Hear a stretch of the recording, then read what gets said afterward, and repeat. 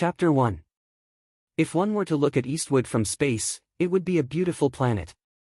The blue sea water and endless green fields on the surface of the planet, as well as the pale white mining pits that made one's heart palpitate, would reveal an indescribable hazy beauty when illuminated by the light of the stars that shone through the particles in the sky. It was like an oil painting that had been left for many years, covered with the dust of history. However, to the residents and orphans of Eastwood, the planet was only filled with stones. Other than stones, there was nothing else. Even the green fields, in the eyes of their perseverance that gradually turned numb, were just green turf covered with wealth and glorious history. Their eyes were only used to seeing through the turf, looking directly at the mineral veins that the people of Eastwood yearned for the most. In terms of administrative planning, Eastwood was a second-level administrative region. It had the same administrative level as the three dazzling planets in the capital ring and the Westwoods region. However, in the hearts of the people of the Federation, the distant Eastwood was actually a forgotten corner.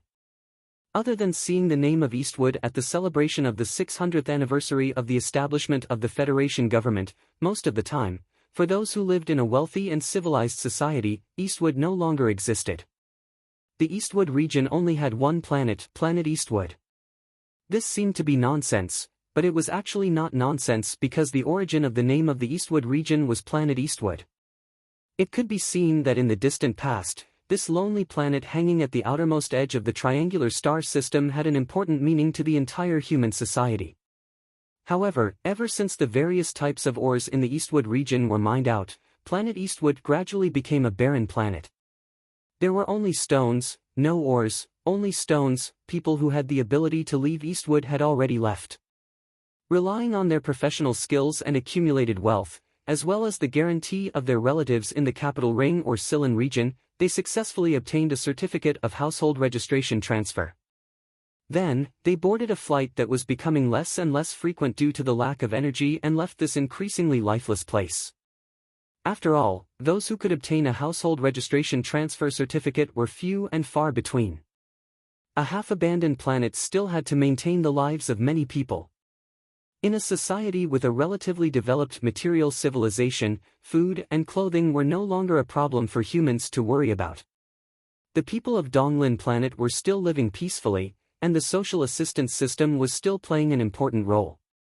The currency was still circulating smoothly, and this world still had companies, airports, food processing plants, mech maintenance stations, computer connection centers, and even an army base. Donglin had everything that should and could have, but it still couldn't hide the faint smell of old age. The smell of death seeped out from every street, every building, and every idle person's face as they watched TV with their coffee in hand. Thousands of years of ore mining had provided endless support for the Federation society, just like a great river that transported nutrients to the plains. However, when the great river gradually dried up and became a small creek filled with stench, the support that the Federation society provided in return was clearly insufficient. After all, humans could never feel happiness just because they could live. Over thousands of years of history, the people of Donglin had cultivated perseverance and the spirit to endure hardships. The continuous mining disasters of ancient times did not make them shrink back in the slightest. However, everything in front of them made them feel a strong sense of sorrow and helplessness. There was no ore to mine, nothing to do. From a certain perspective, a life without mining disasters was definitely not the life that the people of Donglin wanted. The hardworking people of Donglin had the nickname of Donglin's Stone in the Federation Society. Today, the people of Donglin had become increasingly silent and indifferent stones. They had molded themselves into statues, standing in their usual round chairs and sofas at home, as if they would never move again. Soap operas are enough for the lives of the ignorant. Bao Nongtao, the deputy chief of Heshi Region's 2nd Police Station, thought to himself as he walked in the cool breeze of Clocktower Street. He looked at the residents with numb expressions drinking in the tavern on the corner of the street. Deputy Chief Bao was also one of the stones of Donglin. His face was as unsmiling as a stone, and he had an endless deterrent effect on the gangs that lurked in the dark around Clocktower Street. When he was patrolling the Bell Tower Street, the peddlers selling wild beef in the black market would only flee at the sight of him at the speed of a battleship. Combined with his black uniform and the 7 subordinates behind him, it was quite eye-catching. However, Bao Longtao suddenly remembered that there were 3 reporters following him today. His heart skipped a beat, and he subconsciously fastened his collar button. He turned around with a steady rhythm and faced the female reporter holding the microphone with a smile that was uglier than crying. It was like a stone that suddenly cracked. Clocktower Street has always been safe. Bao Longtao did not want to give the female reporter the impression that he was frivolous, so he tried to speak as calmly as possible. This was a task issued by the Heshi region's governor's office, so Deputy Chief Bao did not dare to neglect it. Feeling that the chief was not used to it, the subordinates of the police public relations department naturally took over the conversation and began to talk with the reporters. Bao Longtao sighed in his heart and shook his head. He had been working in Donglin for 13 years, and he was 7 years away from the Federation government's East Assistance Ordinance. However, he really could not bear to stay in this place that was full of the smell of death for another 7 years. Did he want to be like those unemployed miners and kill time by watching TV every day? However, the Federation's regulations were very strict. Although promotion in Donglin was exceptionally fast, they had to reach a certain number of years before they could be transferred back to the Capital Ring or the West Woods region. Although Bao Longtao knew a few peripheral members of the big families, it was impossible for those cautious families to help a small chief like him. He could only work on his political achievements. Today, Deputy Chief Bao personally led the reporters to Clocktower Street because of this consideration. The trace of confusion on Deputy Chief Bao's face did not last long. It was filled with shock. He did not even hear the female reporter's curious question. His murderous gaze swept past the female reporter's shoulder and landed on the 4 exits of Clocktower Street. The reporters also noticed Deputy Chief Bao's loss of composure because Deputy Chief Bao's face was too ugly. It was ashen, like a stone in a river that had been covered in moss for decades, and could turn into some kind of terrifying monster at any time. The reporters followed Bao Longtao's gaze and immediately gasped in surprise. The female reporter, in particular, even covered her mouth and let out a soft cry. A cool breeze blew on the straight and quiet streets of Clocktower Street. At this moment, the sound of countless scattered footsteps could be heard. These footsteps were not uniform, nor did they sound like drumbeats, but they were so dense that it was impossible to tell how many people appeared at once. The next moment, the owners of these footsteps appeared on Clocktower Street. A large group of people rushed out from the 4 exits at the same time, quickly occupying most of the sidewalks and street entrances. Not only did the pedestrians on the street and a few police reporters change their expressions, but even the residents of Donglin who were addicted to coffee and alcohol looked out of the window in astonishment. To be more precise, it was a group of teenagers who rushed out from the 4 alleys. The oldest of these teenagers was only 15 or 16 years old, and some of them even had dirty patches on their faces. It was hard to tell if they were even 10 years old. These youths were wearing all kinds of clothes, but there was one that was particularly uniform. It was especially frightening, because they were all wearing black jackets, black t-shirts, and black shirts. There was a kid who looked like he couldn't find any black clothes at home, and actually found a green work uniform full of black mineral dust that hadn't been washed for God knows how many years.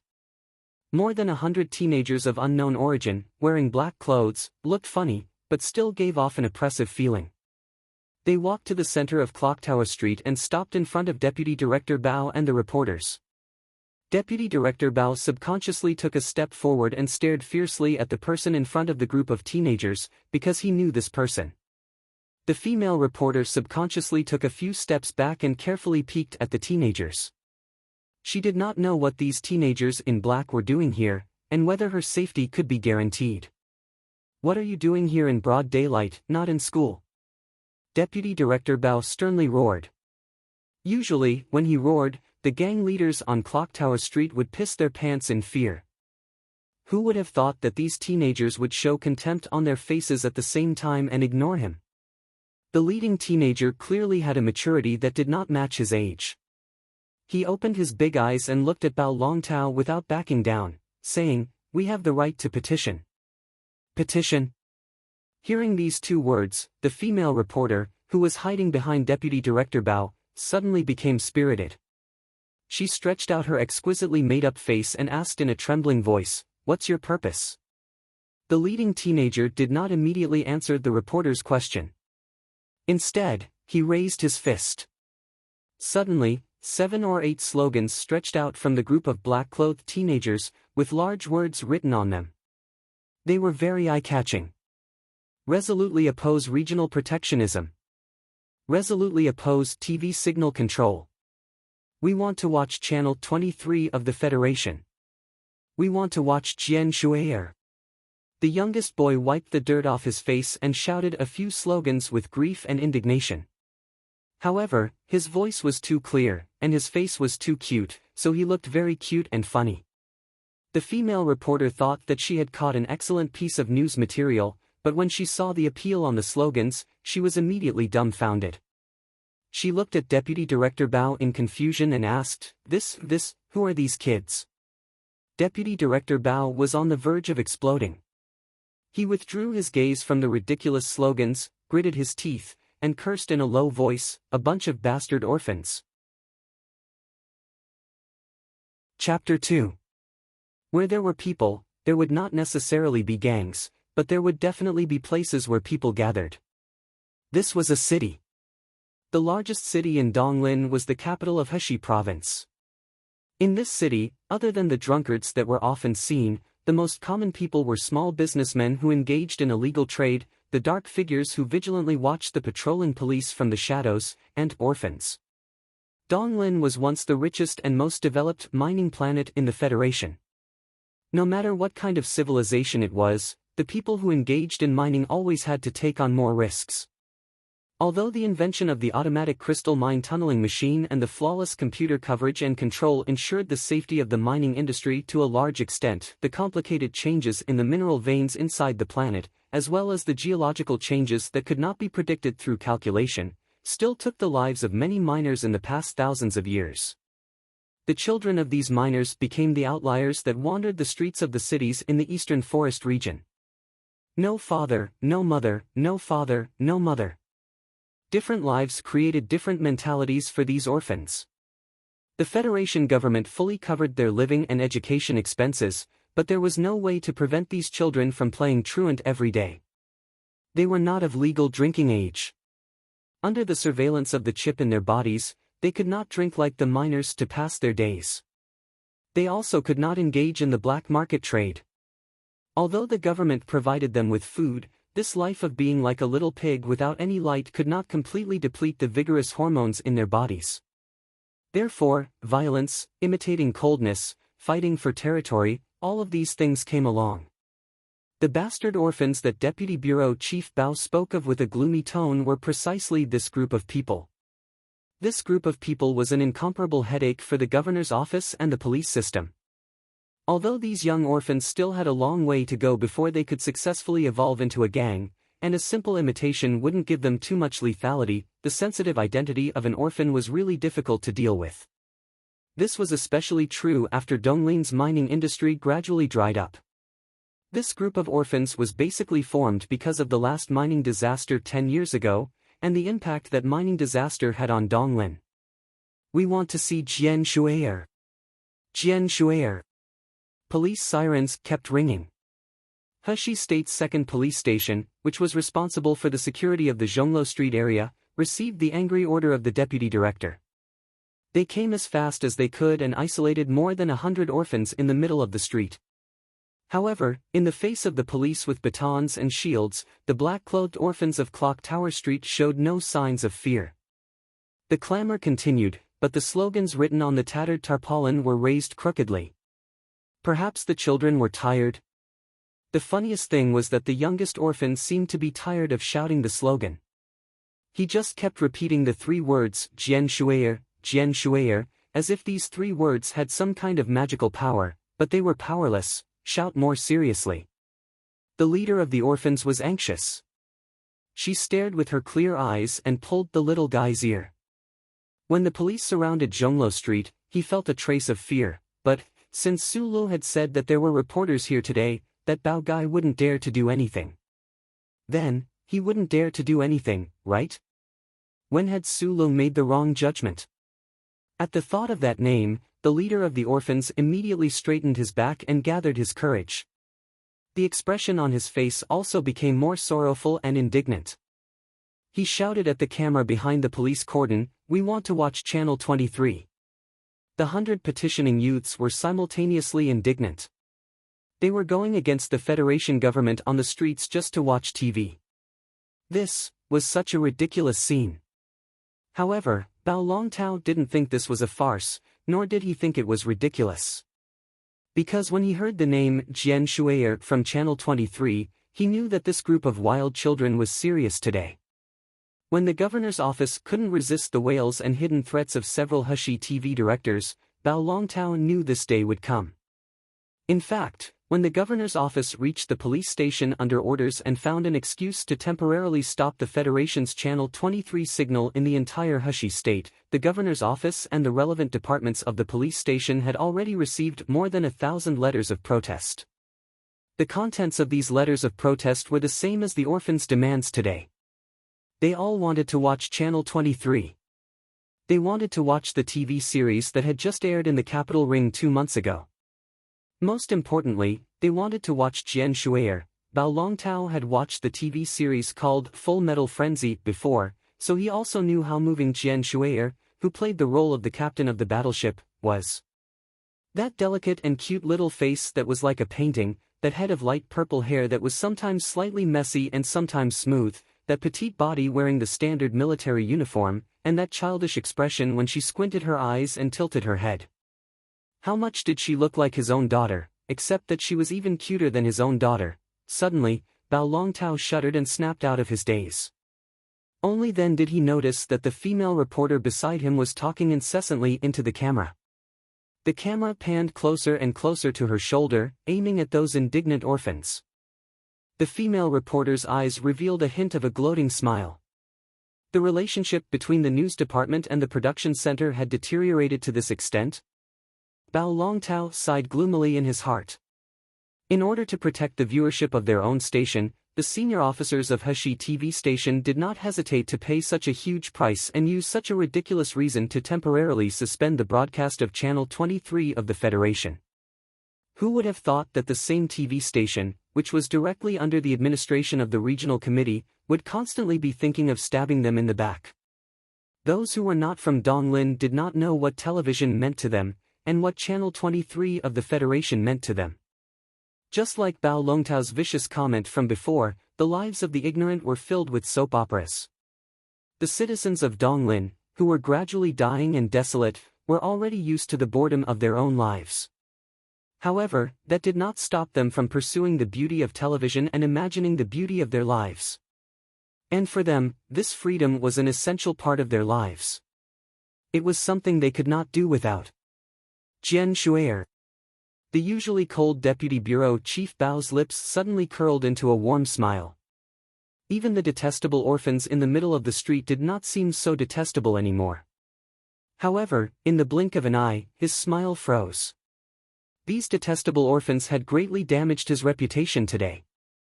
If today's incident was really reported on the news, the conflict between the Ministry of News and the Ministry of Production would definitely reach the governor's office and even the committee.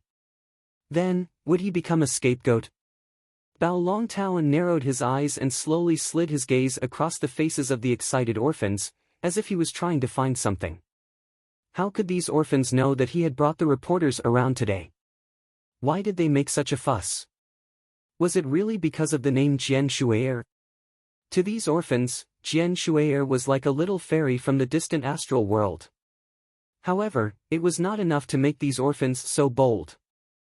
Things seemed to be a little interesting. He felt that someone was manipulating all of this behind the scenes. If there was really someone behind the orphans, could that person accurately know about the conflict between the Ministry of News and the Ministry of Production and ensure that today's incident would be reported on the news? Bao Longtao became vigilant. His gaze fell on the face of the leader of the orphans, whose face was flushed red. He knew that this 16-year-old wild child was a ruthless character called Vic. However, Vic would definitely not dare to be so arrogant in front of him. Suddenly, his heart skipped a beat. Following Vic's flickering eyes, he turned his head and looked at a shadow under the clock tower street. However, there was nothing there. Chapter 3. There was no real clock tower on Zhonglo Street, the capital of Heshi Province in Donglin. The reason why the street had such a retro name was because when the federal military first entered Donglin, they made a stupid and heartbreaking gravity measurement error.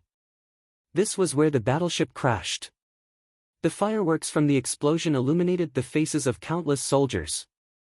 The commanding officer of the 4th MR sighed. My mood right now is even lonelier than the fireworks.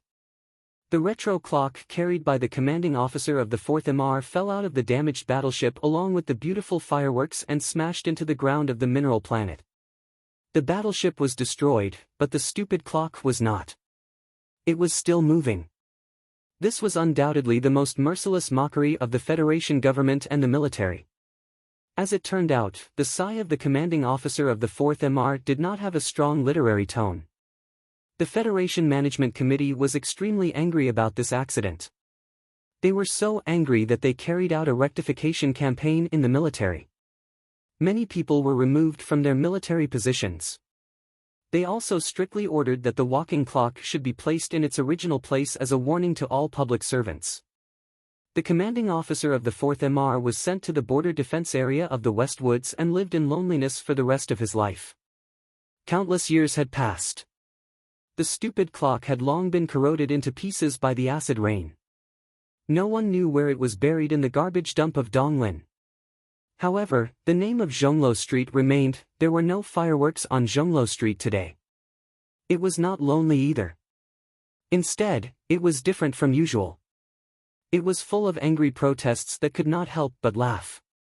Tattered slogans appeared and disappeared in the crowd.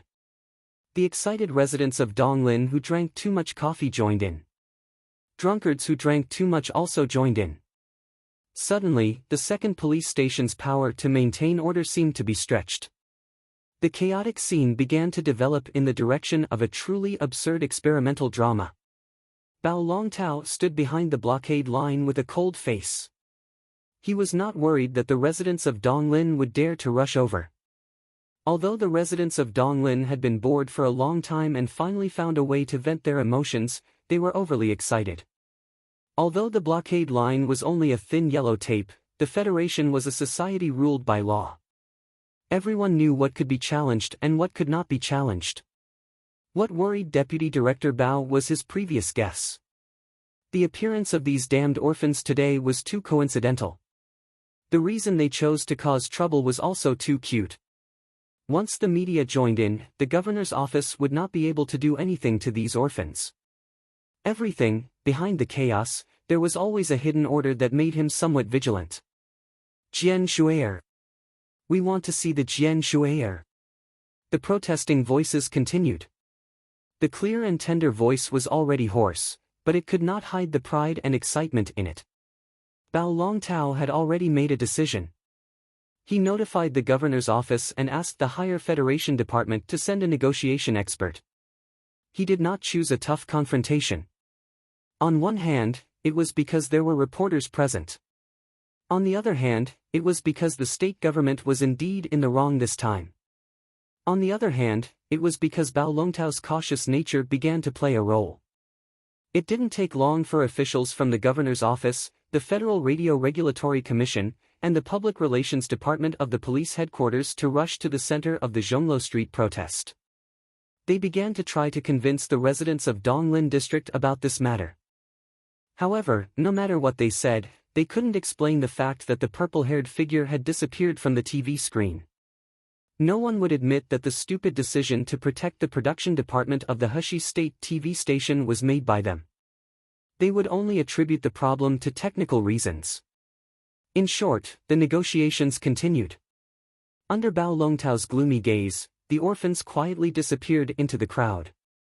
Not long after the leader of the orphans, Wei Gu, led the group of extremely tough orphans into the crowd, the entire Clocktower Street erupted into a burst of joyous cheers. After a round of cheers, the negotiations ended. With a beep, the ultra-thin scroll TV in the coffee shop was turned back on. Clocktower Street was silent. Countless police officers wiped the cold sweat from their foreheads. The female reporter proudly raised the corners of her lips. The officials were cursing the stupid and spineless governor in their hearts. Tonight at 8:00 sharp, Department 23 returned to the capital of Heshi State with the beautiful face of Jian Shui'er. This was really a day of celebration. The night sky of Donglin always seemed strange. The dark gray sky was diffused with a faint dark red light. It looked a bit like the scene of the gates of hell that cultivators would never forget. However, for the people living on this planet, this scene had been seen for countless years. They were already used to it and would never give it a second glance. There were no stars in the sky. Only a few stubbornly twinkled, as if they were unwilling to accept that the starlight that they worked so hard to sprinkle on the land was ignored by the stone-like people of Donglin. Two figures, one big and one small, slipped into the shadows under the street lights. They skillfully avoided the signal detector, passed through an alley beside Clocktower Street, and came to the bottom of a green tree. The green tree was on a small green hill. There were no lights around, and against the distant night sky, it looked like an exquisitely trimmed paper-cut painting. In the middle of the picture, there was a person sitting under the green tree. Judging from the figure, it should be a young man. He sat cross-legged, and the faint glow from the object on his lap outlined his lonely figure. Brother Lu, why is he always alone? Of the two figures who came to the bottom of the green hill, the smaller one spoke slowly, but his voice was still a little hoarse. It was obviously caused by Jian Shui'er, who shouted the slogan thousands of times in the afternoon. The other person was naturally the leader of the orphans, Victor. He looked at the lonely figure of the young man under the green tree and could not help but take a breath and praise, "He is really lonelier than fireworks." This sigh of the commander of the 4th Military Region countless years ago had long become a famous saying that the residents of Donglin would never forget. Even an ignorant guy like Victor would use it to describe people. Victor and the little guy ran up the green hill. When they reached the back of the lonely figure, they found that the shoulders of the young man they called Brother Lu suddenly twitched, as if he was crying silently. Victor's face was gloomy. He walked to the front of the young man and asked, "Su Lu, what's wrong?" The lonely young man did not raise his head. He just looked at the portable ultra-thin TV screen on his lap. He looked at the purple-haired girl on the screen, and under the faint light, his face was full of tears. After a long time, the ending melody sounded. The young man named Su Lu raised his head, squinted his sincere and honest eyes, and wiped the tears on his face and the saliva on his lips. He said in an unusually serious tone, "Jian Shui'er is really too beautiful. In the future, I must marry her." Chapter 4. When the 15-year-old Su Lu said this sentence with a trembling voice, a sincere and serious tone, but also extremely panicked, he probably did not think that this sentence had the slightest possibility of being realized. An orphan far away in the remote Donglin district could be infatuated with the purple-haired little goddess of the Federation on the ultra-thin screen on his knees and use this kind of powerful declaration to express the strong emotions in his heart, but in the end, it was just the physiological problems of adolescence that caused the mischief. The poor could have the right to dream and the courage to dream, but the huge gap between the classes could not be closed by individual efforts. What's more, other than being poor, the young Su Lu did not have any capital to show. He did not even know if he could go to the capital planet in his life, even if it was just a vacation. The young Su Lu was not good-looking, but of course, he was not ugly either. He was just like an ordinary teenager, with a slightly immature and extremely ordinary face.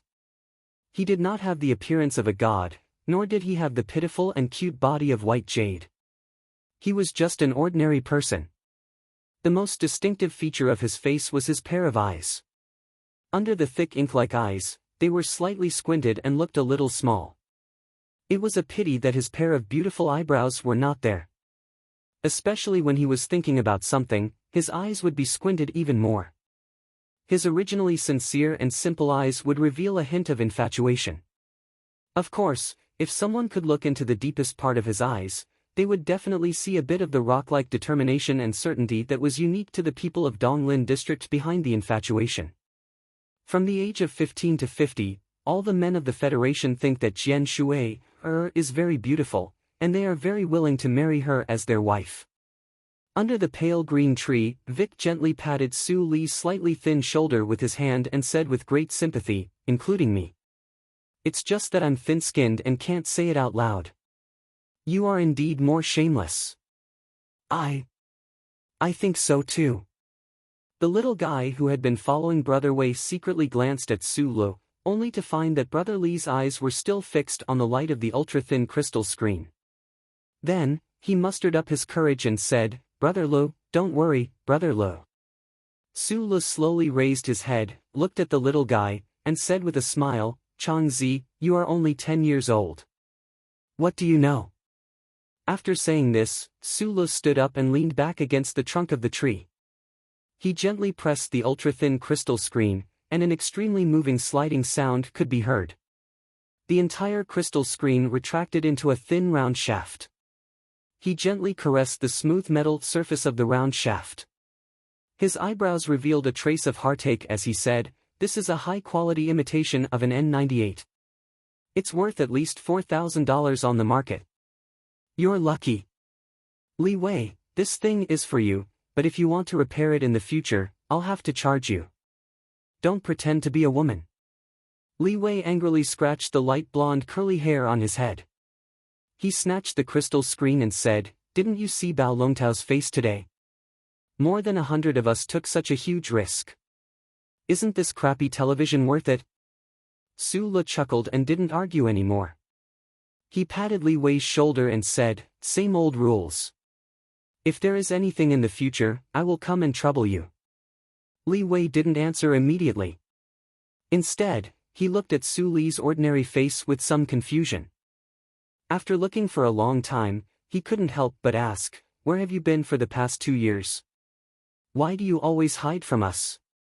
I know you don't like us hanging out on the streets and are afraid that we will walk the underworld in the future.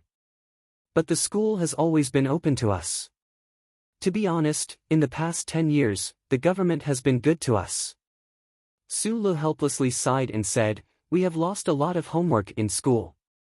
Who can keep up with it? Li Wei didn't expect to be able to convince him. He angrily scolded and said, I'm just afraid that you will become autistic in the future. Hearing this, Su Li laughed until his eyes narrowed, as if he had heard the funniest joke in the world. However, he didn't continue the topic. Aren't you going to try this thing?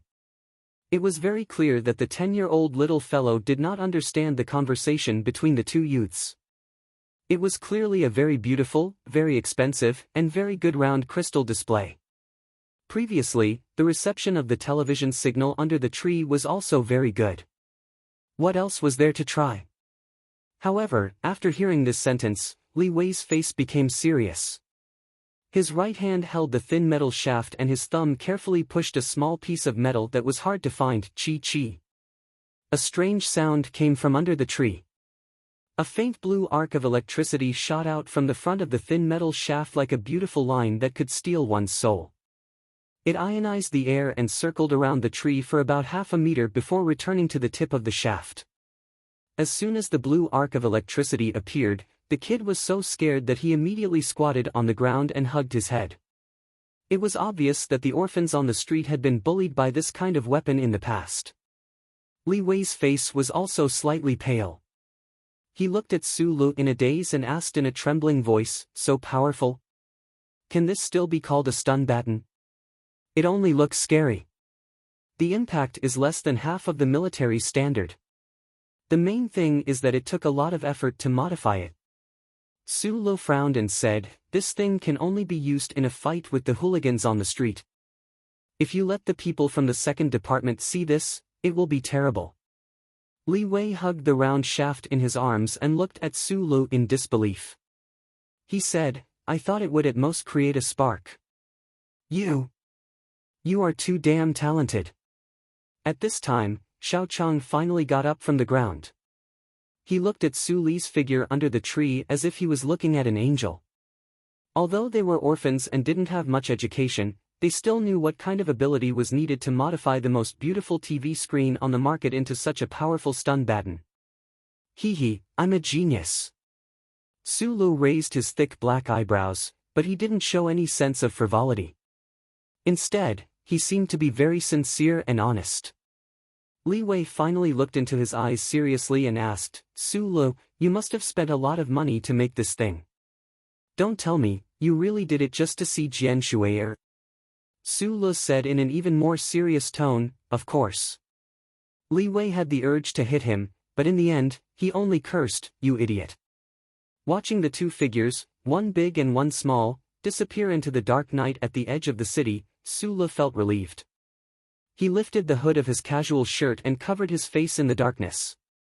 Only then did he go down the green hill and leave the green tree. Using another road, he headed toward another residential area in the capital of Heshi province. However, the young man's journey home today wasn't smooth. He was stopped under the streetlight at the entrance of Roland Street. This hood can't cover your face. I think we met 4 years ago. Bao Longtao, the deputy chief of Heshi province's second police station, looked particularly gloomy and scary under the streetlight. He looked at the young man in front of him who was shorter than him by 2 heads and the hood that covered the young man's face and said coldly. Chapter 5. Sulu is willing to meet you because your mother took care of him for 2 years after the mining accident. He's grateful. But you have to know that he's someone who doesn't like to get into trouble. Some words should be left to rot in his stomach. Li Wei, who had already returned to the apartment on Clocktower Street, glared at Xiao Chang. He was a little worried. After all, this little guy was only a 10-year-old child. It would be bad if he accidentally spilled the beans. The little guy pursed his lips, as if he was scared to tears by Li Wei's fierce glare. Although Li Wei's eyes were always so bright and cute, the orphans who lived in Clocktower Street all knew how cruel and merciless the 16-year-old leader could be when he was really angry. The metal shaft in Li Wei's hand was nowhere to be found. At this moment, he was holding a bottle of beer and drinking it into his stomach. He sat under the street lamp and hummed a little tune, looking quite pleased with himself. The little guy looked at him timidly. After a moment of hesitation, he couldn't help but ask, Brother Le hasn't been back to Clocktower Street for the past 2 years. What has he been doing? Who knows? But this kid has always liked to play with his craftsmanship since he was young. Who would have thought that he would be so ruthless? Do you still remember the incident we saw that year? Li Wei drank a mouthful of beer and praised. I was only 5 at that time. I've long forgotten. The little guy licked his lips and looked at the beer in Li Wei's hand curiously. The orphans lived a worry-free life in Donglin district. It was just that it was difficult to find alcohol. The alcohol on the black market was too expensive. Yeah, I was only 11 at that time, and Sulu was only 10. Li Wei threw the beer bottle into the garbage pile under the street lamp not far away. He took a deep breath, and the youth's slightly immature face became numb. If it wasn't for that incident 10 years ago, I'm afraid we would still be in school. Maybe we would have already obtained a professional certificate and gone to Heshi University, or even to the capital planet as exchange students. The street lamp elongated the 2 figures, one big and one small, covering the garbage pile in the distance. A black cat walked through the shadows. Its scattered yellow pupils uneasily discovered that there were no rats today. Everything seemed so lonely and silent. 10 years ago, the mine disaster caused more than 300 miners to be buried underground. The most terrible thing was that the collapse of the mine affected the temporary apartment area. Many family members who went to visit relatives were unfortunately killed, and it was unknown how many families were broken because of it. This incident shocked the entire human society of the Federation. With the advancement of technology, such a tragic death caused countless officials to fall from grace. The officials directly under the capital's Homeland Security Committee, as well as the governor of Heshi State, all resigned under the pressure of the media. 3 officials were sentenced. Even the deputy secretary of Donglin District, who was in charge of security, was sentenced to 4 years in prison. The reaction of the Federation government and the judicial system could not be described as not swift and fierce, but in the end, they were unable to save those lives. This mining accident brought the final heavy blow to the mining industry in the Eastwood region, which was already on the brink of stagnation. The Crystal Mining Alliance Company was thus closed down and handed over to the Federation government to take over. The impact of this incident was quite far-reaching, but very few people thought that for those orphans, the impact of this incident was incomparably huge. The orphans who held a demonstration on Clock Tower Street during the day were all victims of the mining accident.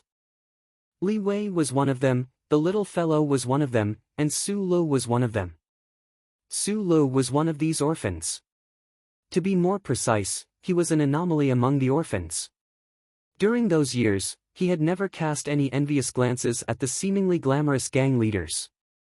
He only liked to watch others repair electrical appliances in the grocery store on the corner of the street. He did not appear to be burly or powerful, sinister, ruthless, and callous. On the contrary, he always had a smile on his face. No matter how difficult the situation was, it seemed that he could not be the slightest bit annoyed. But what was very strange was that none of those aggressive orphans dared to provoke him. Vaguely, the orphans on the 3 streets even somewhat respected him. A large part of this respect came from the respect Li Wei had for Su Lu from the bottom of his heart. 5 years ago, due to a coincidental attack by the government, a gang hidden in the shadows was forced to enter the alley behind Clock Tower Street that was occupied by the orphans. They used their cold-bloodedness and strength to successfully take over this area that had been abandoned for a long time. In a short 2 hours, 3 of the oldest and most courageous orphans died in this purge. The usually arrogant orphans, before they successfully evolved into those dark forces, were actually just a bunch of little lions with a false appearance. Su Lu, who had not participated in any gang activities, disappeared that day. Then, the police force and military support that had been unable to enter the lower district of Heshi capital suddenly entered a large piece of land behind Clock Tower Street through an underground pipeline. Many people died, and the orphans returned to their own places. The 3 dead orphans' deaths were also avenged. But no one knew that on that cold and rainy night, Su Lu, who had always been a dull but cheerful person, used an abandoned hydraulic pipe on the elbow of a mecha to kill the last leader of the gang who had escaped. Other than Li Wei and the little fellow who were trembling in the mezzanine of the abandoned factory cafeteria. That year, Li Wei was 11 years old, the little fellow was 5, and Su Lu had just turned 10. 4 years ago. Su Lu, whose face was hidden in the hood of his coat, repeated the middle-aged man's words. He laughed happily, confirming that the other party was lying to him and not knowing the most terrifying memory in his heart.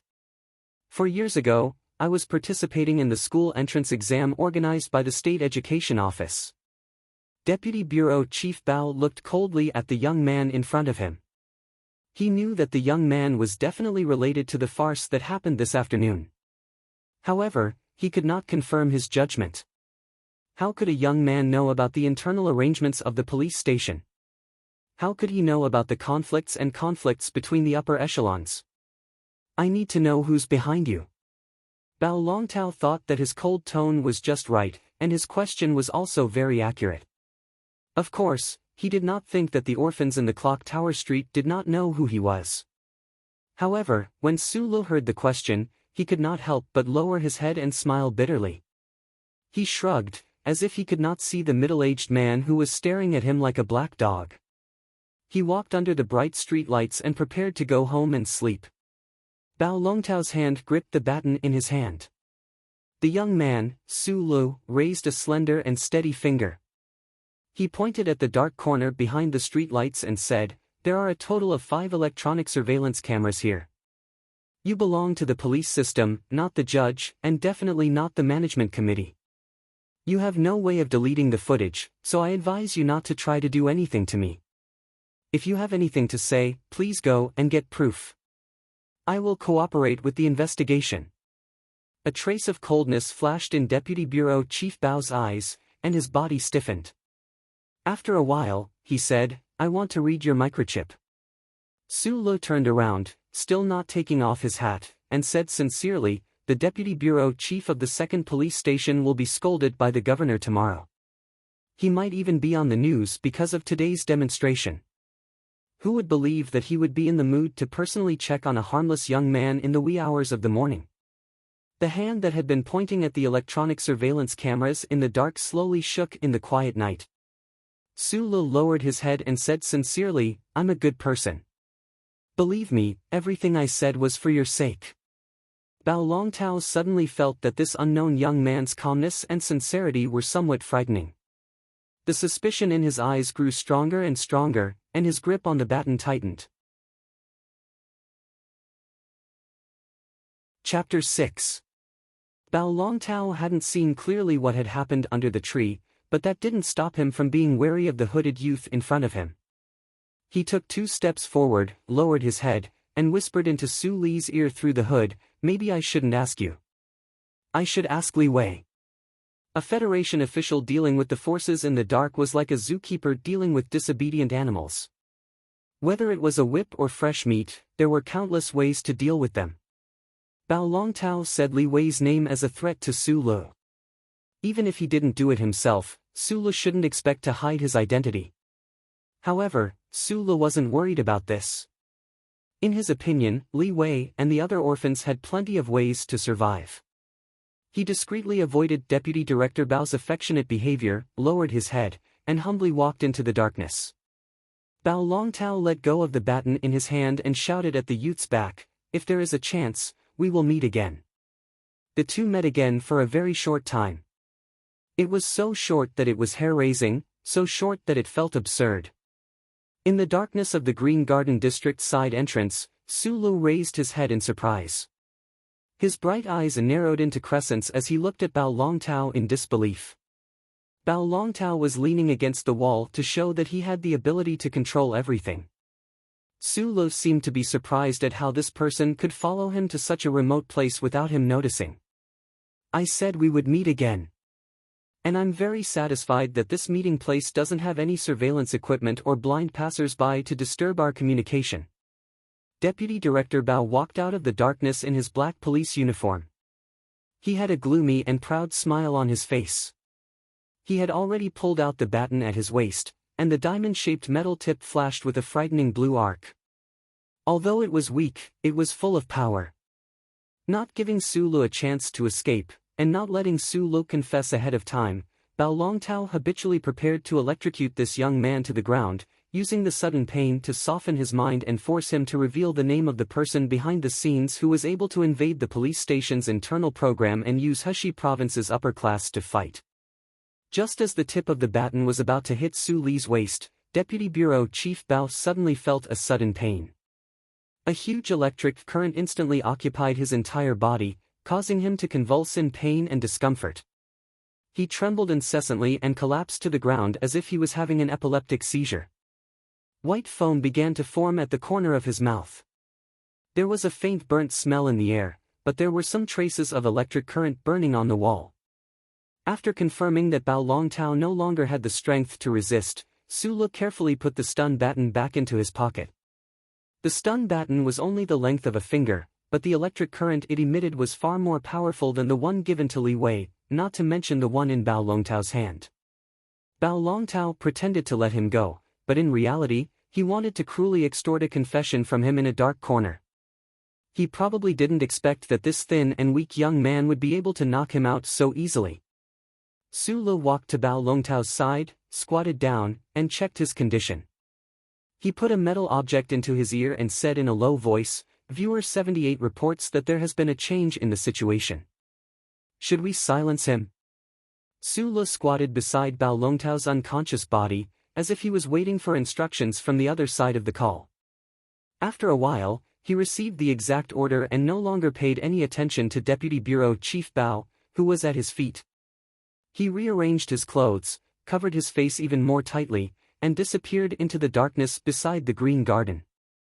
Naturally, his residence was not the Green Garden. After a long time, Deputy Bureau Chief Bao slowly opened his eyes. After confirming that the mysterious young man had disappeared, he struggled to sit up. He wiped away the foam at the corner of his mouth and looked in the direction where the young man disappeared with a gloomy expression. The soreness in his muscles and nerves was still there, but it couldn't stop the shock in his heart. After being knocked out by the stun baton, he didn't really lose consciousness. Instead, he heard the young man's last request clearly. He was so frightened by the word silence and viewer that he didn't even dare to open his eyes. Ratings surveyor? How could anyone believe that? The Federation television station was controlled by both the management committee and the president. A trace of fear and dread flashed through Bao Longtao's eyes. Could the person who secretly instigated the orphans to cause trouble on the streets be an agent sent by the Capital Star?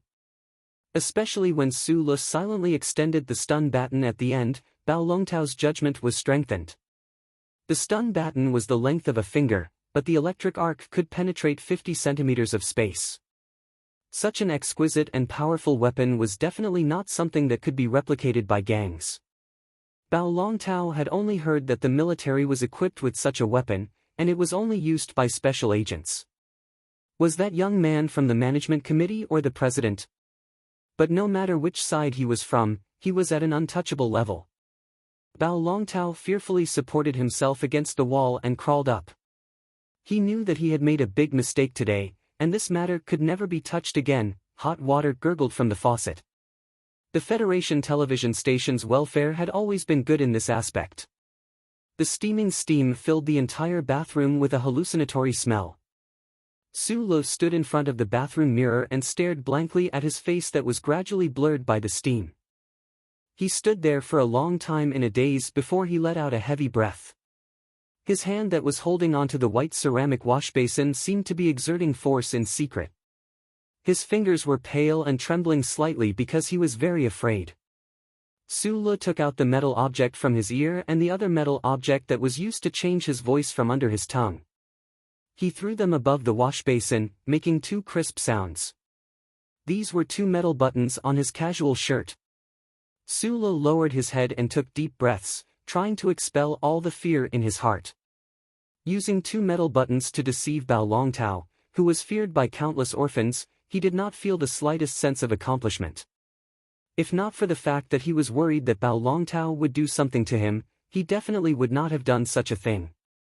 He was not a special agent, nor did he have the slightest relationship with those big shots in the distant capital ring. He was just an ordinary person with some talent in machinery, just a young man. Bao Longtao always thought that there was some kind of power behind him, but only Su Lu himself knew that there was only that damned guy behind him. If not for that guy crying and begging him, he would not have let himself and the orphans fall into such a ridiculous situation. Su Lu did not know if Bao Longtao would continue to investigate. He was not sure if Bao Longtao would continue to investigate. Su Lu used the hot water to vigorously wash his face until his tender face was a little red. Only then did he recover. He stared at himself in the mirror angrily and cursed in a low voice, "Feng Yu, who the hell are you, you bastard?" Chapter 7. Feng Yu was a middle-aged man. In his own words, he was a mature, steady, reliable, and handsome man with a hint of haggard and vicissitudes. He was a peerless middle-aged uncle who could charm all living things in the world, especially young girls. These words were not an exaggeration. If he was willing to bathe more often, shave more of his beard, fix his mouth full of rotten teeth, wear a few suitable clothes, and reduce his age by a few years, perhaps he really would have that kind of charm. Unfortunately, there were not so many hypotheses in the world, so Feng Yu was just an ordinary, childless, middle-aged citizen who only knew how to drink and chat. Every Monday, Tuesday, Wednesday, and Thursday, he would stay in the electrical repair shop on the 4th Street of Xianglan Avenue and stare blankly, drooling at the uniformed female police officers who occasionally passed by the shop. This electrical repair shop's business had always been good, because Feng Yu's craftsmanship was really good. Whether it was the latest scrollable LCD screen, the antique LCD screen, the overclocked room temperature regulator, or the electric skateboard for children, as long as it was related to machinery and electricity, he could always fix it. The business was good, so naturally, the income was stable. Therefore, during the 3 legal days off every week, Feng Yu would habitually close the shop and then go in and out of the major sanatoriums in Heshi State. He got to know a lot of girls in the sanatoriums and spent a lot of money. The neighbors on the street had long known that this middle-aged man had a lustful side, so they were not surprised. But no one knew that during the weekends for the past 2 years, Feng Yu did not go to vent his lust every time. Instead, he went to a remote mining pit far away from the city.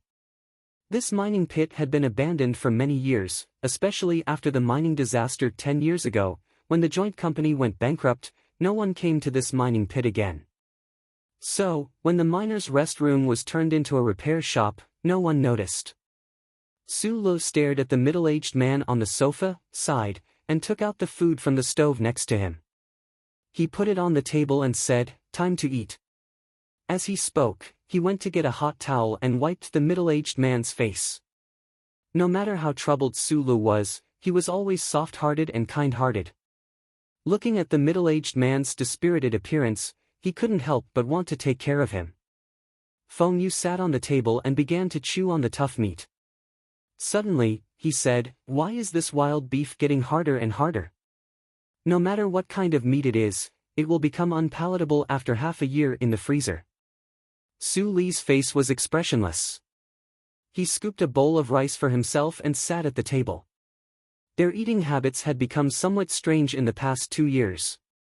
In the eyes of ordinary Donglin residents, it was excessively extravagant. "You still haven't answered my question." Su Lo suddenly put down his chopsticks and asked seriously, "I know that you used to be a mechanic in the military, but because you offended your superiors, you became a deserter. But the taser you taught me to make is too similar. Look, it's been a few days, and Bao Longtao is really scared of me. He doesn't even dare to ask who Li Wei is. 2 years ago, I told you that I'm a person with a story." Uncle Feng Yu obviously didn't care about the vomiting effect of his words. He leisurely said, "With my position in the military and the information I had access to at the secret level, let alone a taser, even if it was a standard bore cannon, as long as you have the materials, I can make it for you." Su Lo had heard this kind of talk many times, so naturally he didn't have any reaction.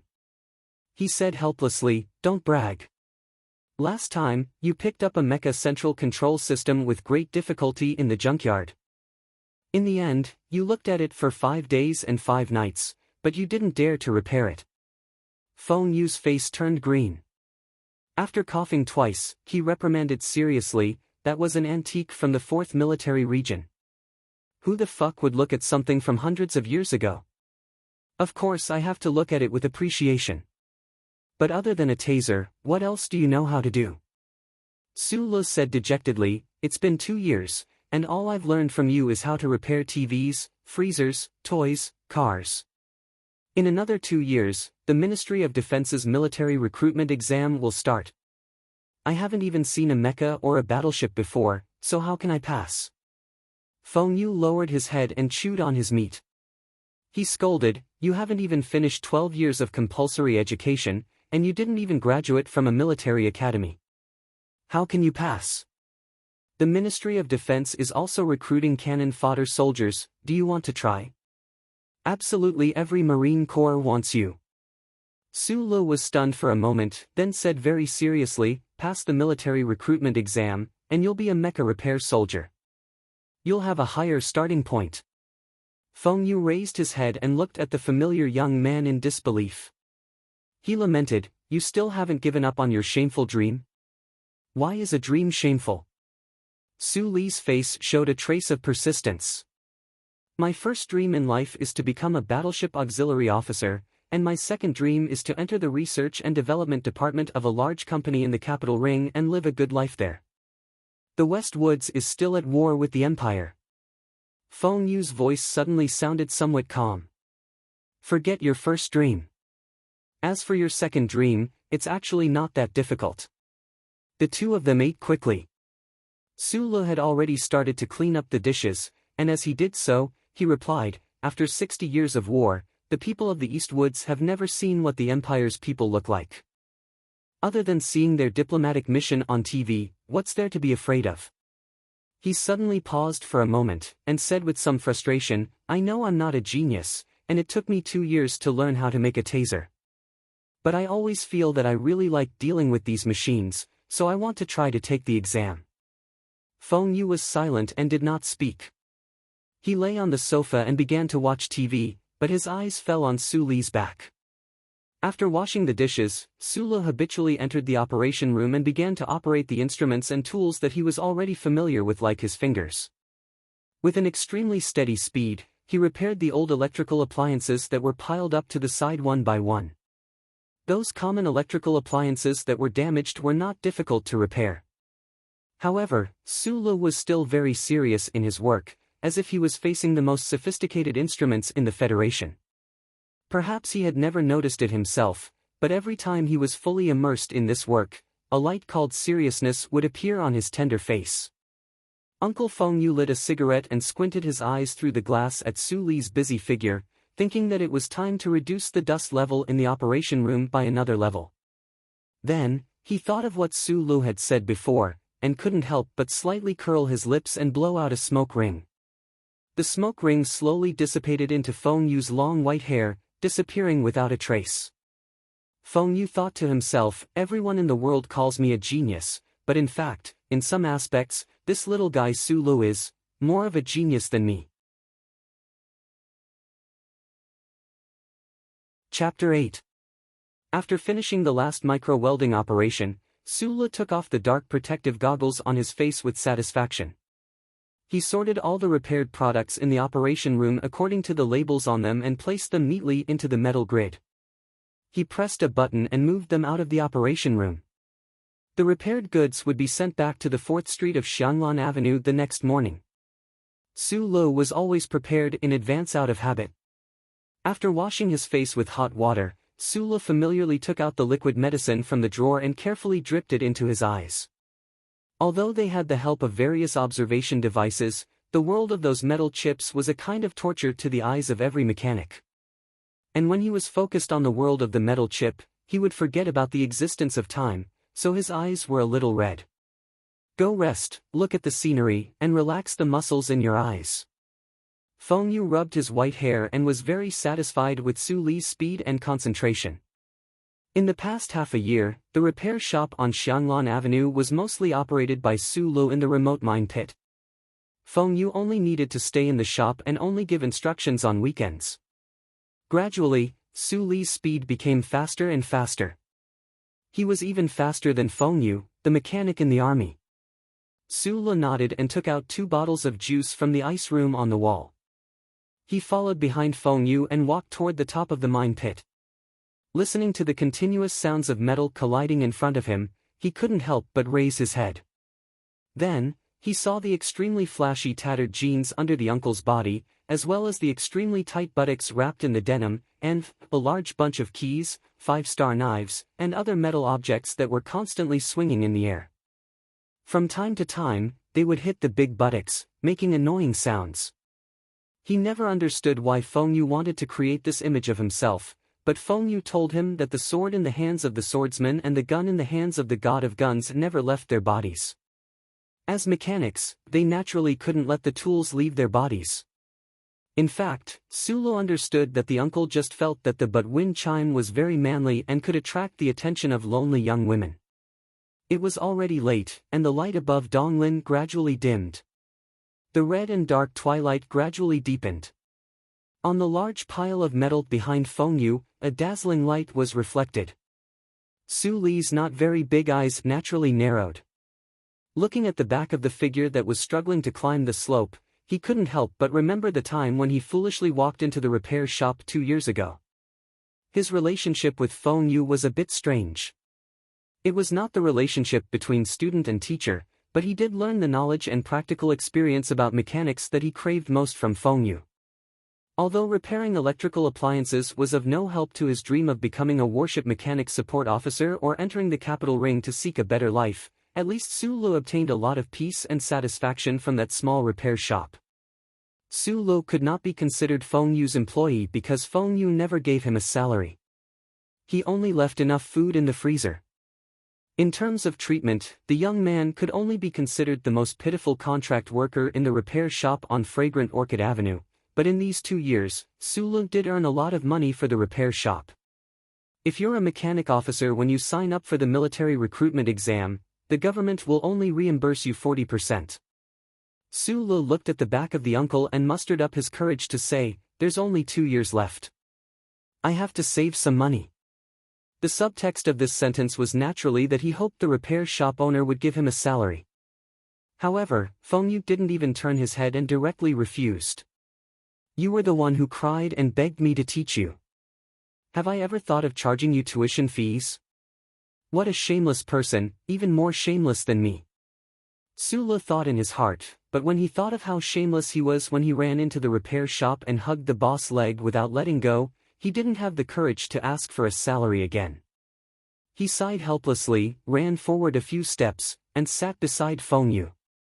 The two of them were sitting at the top of the mine. Behind them was the shadow of a large city building, but because it was so far away, it was particularly blurry. In front of them was a large green grassland. In the depths of the grassland, they could see towering trees. The refreshing scene of nature was currently giving off a feeling of jumping fire under the setting sun. Actually, I've always been very curious. Feng Yu didn't take the juice that Su Lu handed over. Instead, he lit another cigarette and took a deep breath. He greedily looked at the grassland forest in front of him and said, "There are at least 1,000 repair shops in the Donglin district. Why did you choose me?" Su Lu looked at him in surprise. He didn't expect that he would only ask this question 2 years later. After a pause, he lowered his head and said, "At that time, the automatic vacuum door in the coffee shop was broken. Later, I heard that you fixed it, so I went to look for you. That door can be fixed by anyone." Feng Yu didn't even turn his head. "Maybe it was because you were too happy when you fixed that door." Su Lu smiled, looking particularly sincere. Suddenly, a trace of slyness flashed through his eyes. The glueless vacuum seam of the B2 door was done beautifully. The deviation value was on the level of 1,000 points. This is 2 levels higher than the civilian standard, and even higher than the military standard. From that moment on, I knew that you weren't an ordinary person. Feng Yu was a little surprised. He couldn't help but laugh. He turned around and raised his hand as if he wanted to hit Su Li's head. In the end, he just rubbed Su Li's messy black hair and said, "You're really crazy. Who would think of measuring that thing? Probably intuition." Su Lu laughed happily. "I just felt that there was something strange about that door. At that time, I happened to have some money on hand, so I went to buy a fixed light classifier. After measuring it, I found that something was wrong. Even the smallest classifier wouldn't be able to fit under the door. I'm very curious, how did you measure it?" Feng Yu was obviously interested. Su Lu was embarrassed for a moment. After a moment of silence, he said, "I asked Li Wei to help me take down the door of the coffee shop in the middle of the night. Of course, that night, we put it back. I'm not a thief." Feng Yu couldn't help but laugh and asked, "But I installed an anti-theft device on the door, the one hidden in the laminated glass?" Su Lu lowered his head and answered shamelessly, "Discovered it immediately. I also removed it." Feng Yu suddenly became silent. He quietly looked at the young man beside him and didn't speak for a long time. 2 years ago, Su Lu was just a self-taught student who memorized various processes and standards in the library.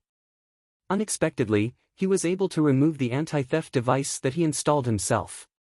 It seems that the previous judgment on the sofa was not wrong. At this time, a few majestic bison, cloaked in the light of dusk, slowly wandered out of the forest and headed in the direction of the mine. Su Lu and Feng Yu both stopped all thoughts and actions at the same time. They just stared at the bison in a daze. Their eyes emitted a kind of greedy gaze. "Uncle, we haven't eaten fresh beef in half a year." Su Lu swallowed a mouthful of saliva and asked tentatively.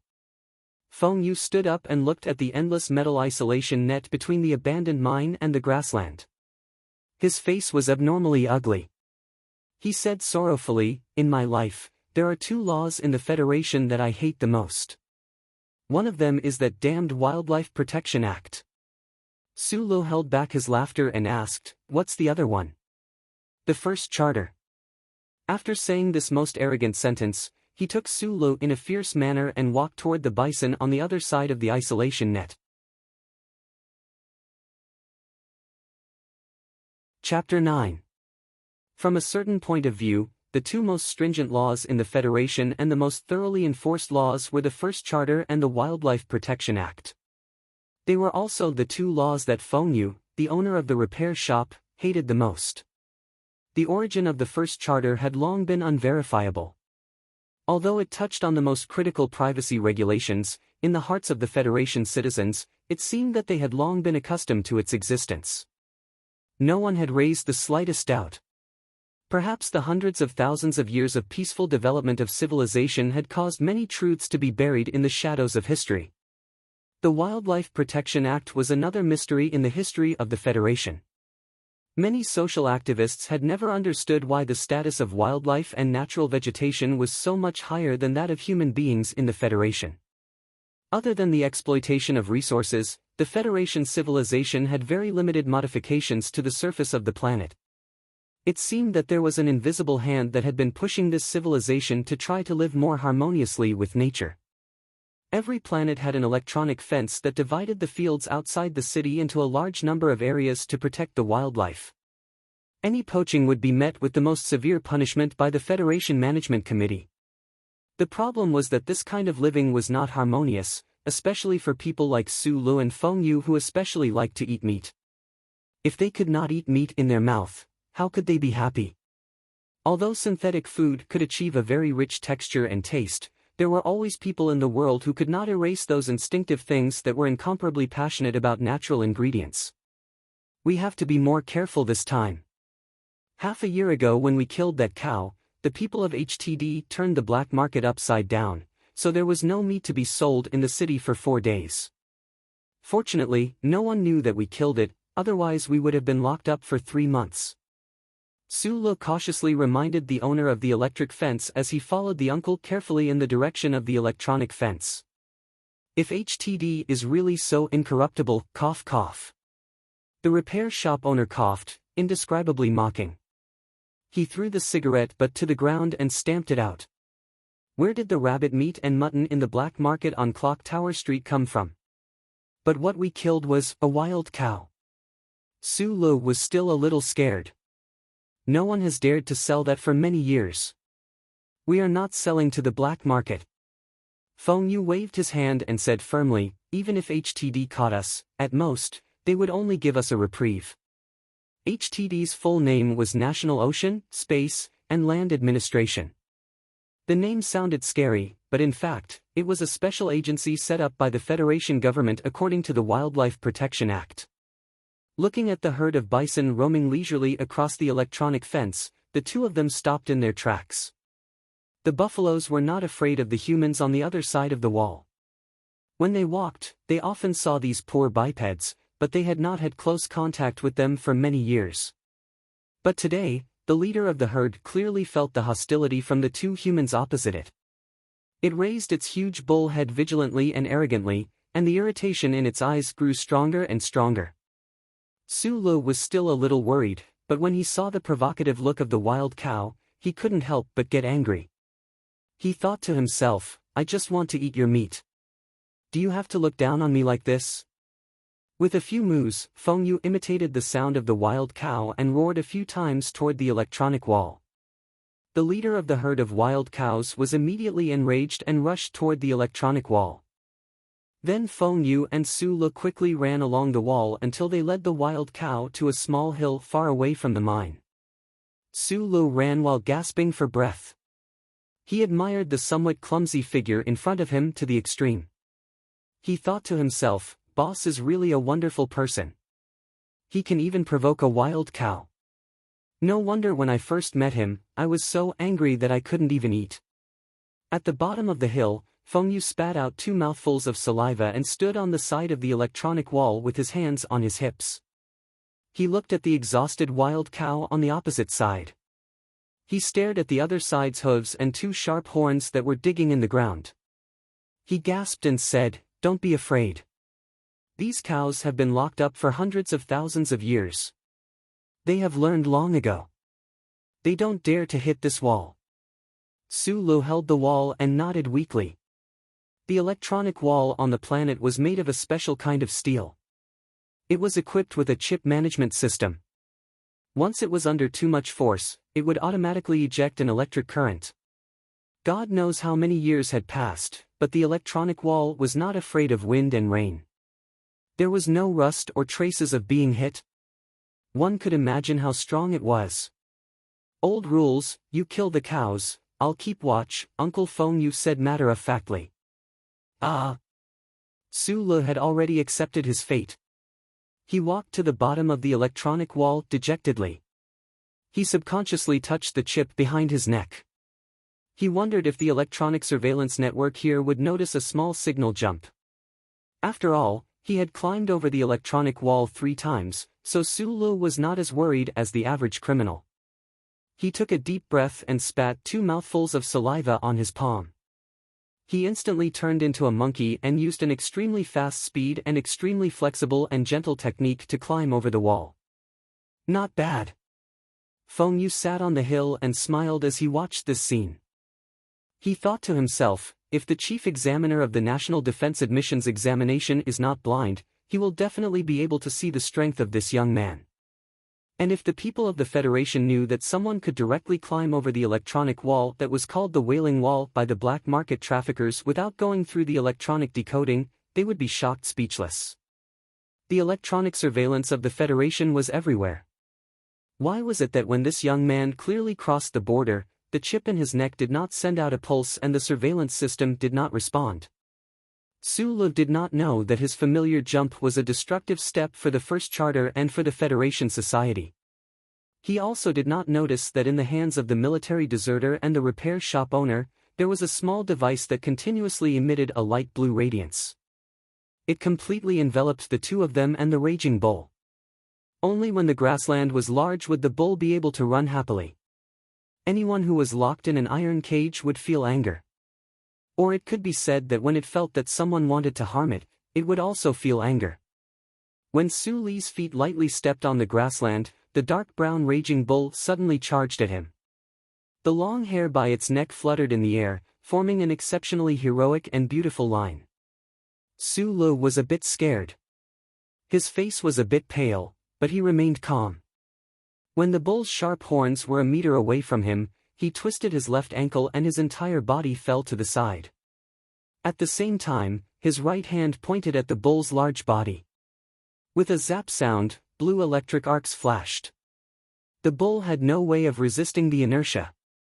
The instant it brushed past Su Le, it was directly struck by the small but powerful military stun baton. With a boom sound, the bull fell onto the grassland, stirring up some dust and bits of grass. Su Le walked over. There was not a trace of excitement on his face, only vigilance. Chapter 10. There was a reason for Su Le's caution. In the previous operations, he had confirmed that the stun baton in his hand could completely knock down humans, but he couldn't guarantee that it would be able to capture the powerful bison every time. What happened today also proved this point. When he got close to the black body of the bull, the originally limp bull suddenly exhaled a strong breath. Its forehooves stomped on the ground, and its entire body exploded with a final burst of strength. It was as if it was shaken up from the ground by a huge force and charged towards him. Su Le's pupils shrank slightly, and his face was slightly pale. He seemed to be stupefied. At this moment, he was still holding the stun baton in his hand, but the tip of the stun baton had protruded from the front. It looked like a military knife often used by the army. In the blink of an eye, the fear in the teenager's body was transformed into a powerful force of action through the secretion of hormone in his kidneys. In an extremely dangerous moment, he turned his body sideways. A strong wind blew past his cheeks. He forced his small eyes open and saw every movement of the bison in front of him clearly. Then, he stabbed down with the metal spike that he had been holding tightly in his right hand. Su Le's eyesight was very good, otherwise he wouldn't have such a fast repair speed. Corresponding to this talent, his hand was also very stable, so the slender metal spike didn't deviate in the slightest. And the next moment, the military knife was taken away by the huge force. It left his empty hand and remained in the fur 2 inches above the bull's neck, with a few drops of blood. With a boom, the bull that even the stun baton couldn't subdue charged past Su Li's side in an extremely ferocious manner. Then, in an even more resolute manner, it forcefully fell on the slope, causing even more dust and grass to fly up. Su Lu held the dagger and foolishly looked at the bull that fell heavily on the ground. He was silent for a long time. His legs stopped trembling, and the healthy red color returned to his cheeks. In that moment, he was really scared because he didn't expect that the bull would have such a strong vitality. Under the effect of the electric current, it could still rush so fiercely. After a long silence, he approached the bison with lingering fear. After confirming that it was dead, he carefully pulled the dagger out from the back of the bull's head. The tip of the military knife had completely destroyed the bull's central nervous system. The bull could no longer jump up to express its anger. Su Lu subconsciously narrowed his eyes and glanced at the blood droplets on the tip of the dagger in his hand. The liquid shone faintly in the dusk. He didn't have a trace of excitement after being weakened, and there was no excitement in his heart. There was only a trace of fear and avoidance. Since when can I only use the handle twice? He suddenly turned around and shouted loudly at the shop owner on the other side of the electronic wall. Handle was the name he gave to the electric baton and the dagger. The design of this metal weapon was very delicate, but it was only delicate. After charging, it could only release one current. It was completely incomparable to a real military weapon. Other than the smooth curve of the handle, which made it very comfortable to hold, Su Lu didn't find anything that moved him. So he called it the handle. If the taser could release the current twice, it wouldn't have been so dangerous earlier. No wonder Su Lu was so rude to the repair teacher and handle designer, Uncle Feng Yu. The handle's design had a flaw. The output current was deliberately increased by 20%, so it could only be used once. Feng Yu, who sat on the other side of the electronic wall, knew all of this very well. He could easily fix this flaw, but he never told Su Lu, nor did he complete it. Because he deliberately made such a defensive weapon for Su Lu to use. Many years ago, Feng Yu had always believed that if humans relied too much on machinery, it wouldn't be a good thing. It would only block the possibility of human peeking into the body and the universe.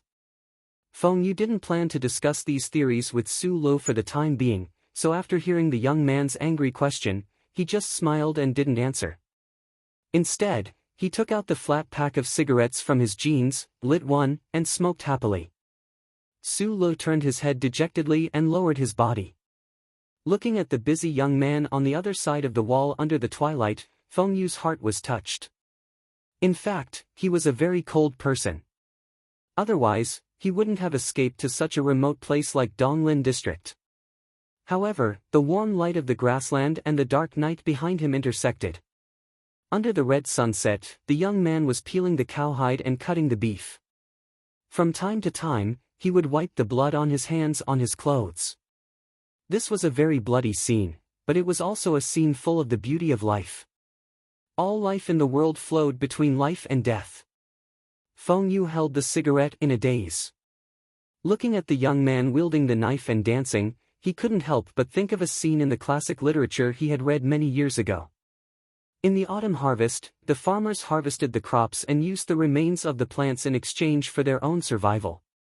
Beside the tribe's campfire, the men and women drank wine and ate the animal parts roasted in the fire. It was very happy. A trace of a smile floated on Feng Yu's cheeks. This emotional smile, together with his white hair, seemed to reveal his true age. A sense of vicissitudes began to leak out.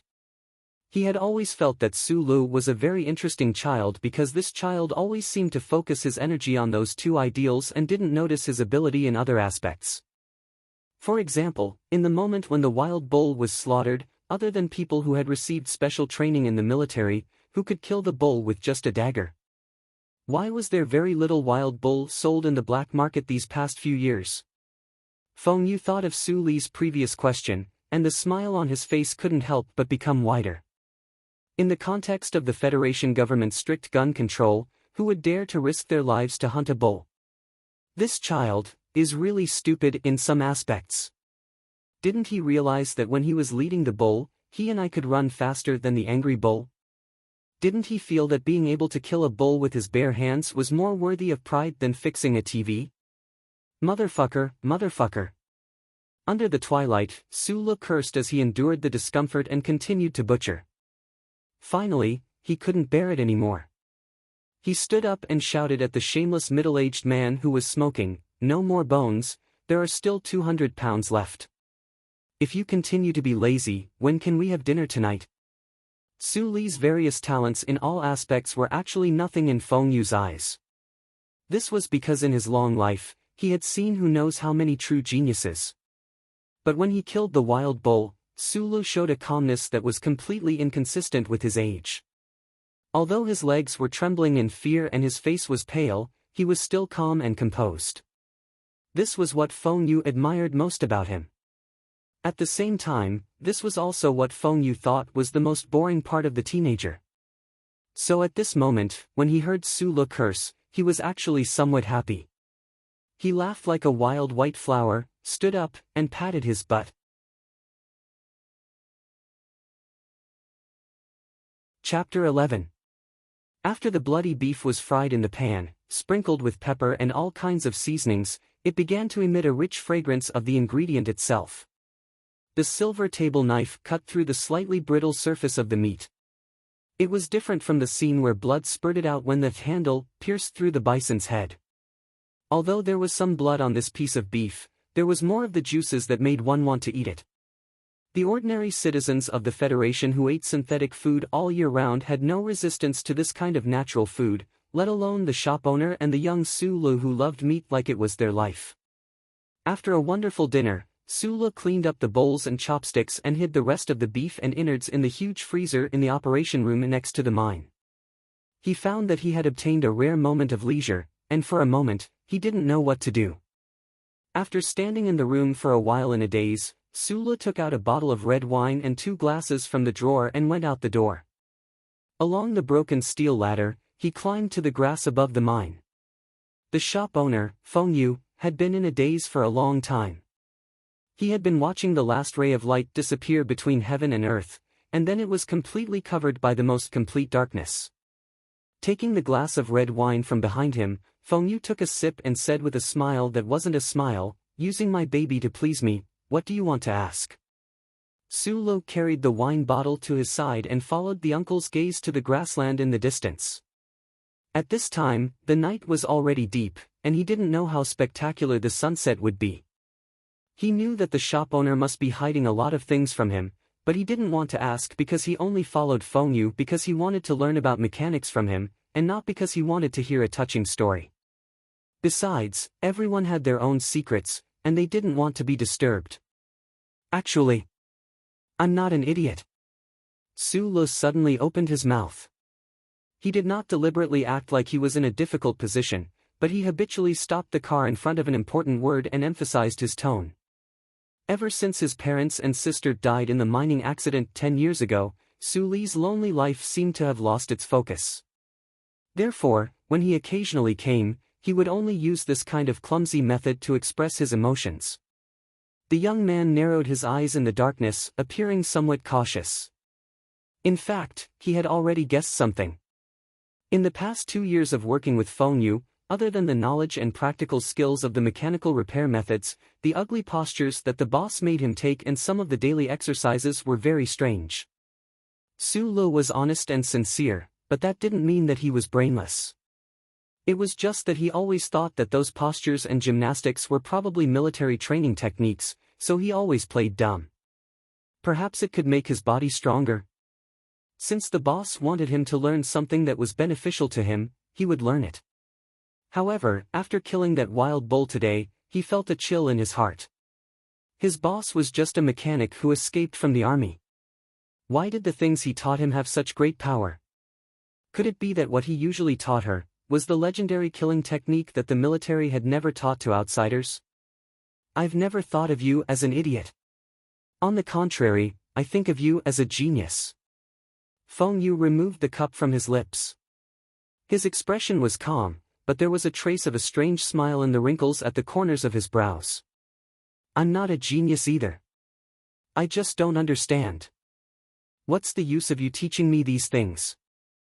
Sulu looked somewhat helplessly into Feng Yu's eyes and asked, "The Department of Defense's Mechanical Repair Officer exam doesn't test field combat ability at all. I don't want to waste time on these things." Su Li's voice began to tremble, as if he was enduring some kind of intolerable pain and suffering. Feng Yu couldn't even be bothered to look at him. He calmly said, "With your personality, since you've asked, it seems like you really are conflicted about this matter. I just don't understand where your conflict is coming from." Su Li's voice was still trembling, and the sound of heavy breathing could be heard from time to time. He said angrily, "This is already the 63rd year of the 37th constitutional calendar. Human civilization has already developed to this stage today. What's the use of you making me learn these things? No matter how strong a person is, can he contend against mecha head-on? Can he fly into space and fight against battleships? I understand. You want to become a mechanic who can repair the three major systems of mecha and battleships. So, in your eyes, those cold metal machines are naturally much stronger than the ant-like individual humans." Feng Yu replied coldly, "But don't forget, no matter how developed humans are, they are still biological humans in the end. You're still in this shell. This shell is your final life-saving measure. It's the first-order machine you must know like the back of your hand and operate without hindrance. As for mecha and battleships, those are just more extrinsic things." Feng Yu slowly closed his eyes. A person can't hide in a mecha forever. You need to eat, sleep, go to the toilet, have sex, have orgasms, shower. A person's time without clothes takes up 1/10 of their life, then what about the time you don't wear a mecha? Su Lu was dumbfounded. He felt that his boss's words made no sense, but there was also a strange charm to them that could not be broken through by twisted logic. Feng Yu downed the remaining wine in his glass in one gulp, and then suddenly lowered his head and laughed. "Besides, the Federation is currently lacking in energy. Who knows when space battleships will become trash in the universe? Mecha don't need crystal ores. The current high-energy compressed energy is enough to support mecha's movements on land." Sula knew that his boss was only saying so much today to convince him, but he still stubbornly retorted, "Besides, what life-saving? What last shell? It's not like I'm going to the West Woods to fight the Empire's barbarians. I just want to be a mechanic to earn money, and at the same time do what I like. Why should I care so much? Let's not talk about your future, because in my opinion, you might not be able to pass the Ministry of Defense's exam. Who knows, you might have to work for me for free for the rest of your life." Feng Yu laughed, and then his laughter gradually faded. "Think about the people on the 3 planets in Shanglin. Think about those families that have been around for thousands of years, and even those 7 great families. Why do they always respect that old man and his students so much? Why? Isn't it because of that old man's own strength?" Shanglin was the name of the capital ring. The capital ring was made up of 3 habitable planets. It was the most developed, wealthiest, and most comfortable place in the entire Federation's civilization. The so-called 7 great families, to the young Su Lu who lived in Donglin, were ancient, upper-class existences that were far beyond his reach. And that old man that Feng Yu was talking about, oh my god, you're calling the war god the old man. Su Li's voice was extremely trembling. It was unknown whether it was because of pain or fear. "Alright, you don't have to do the horse stance today. Do the gymnastics again." Feng Yu did not answer Su Li's shocked words. He smiled as he looked at Su Lu who had already maintained the standard horse stance for half an hour. He thought to himself, although this kid is naturally resistant to these things, he is exceptionally serious when he does things. Other than him, which teenager can endure the horse stance test day after day for 2 years? Pay attention to your breathing. Relax your mind. Feng Yu stood up and looked calmly and sternly at Su Lu who was paralyzed on the ground. He said word by word, "Feel and remember the most painful trembling path in your muscles. Don't forget it."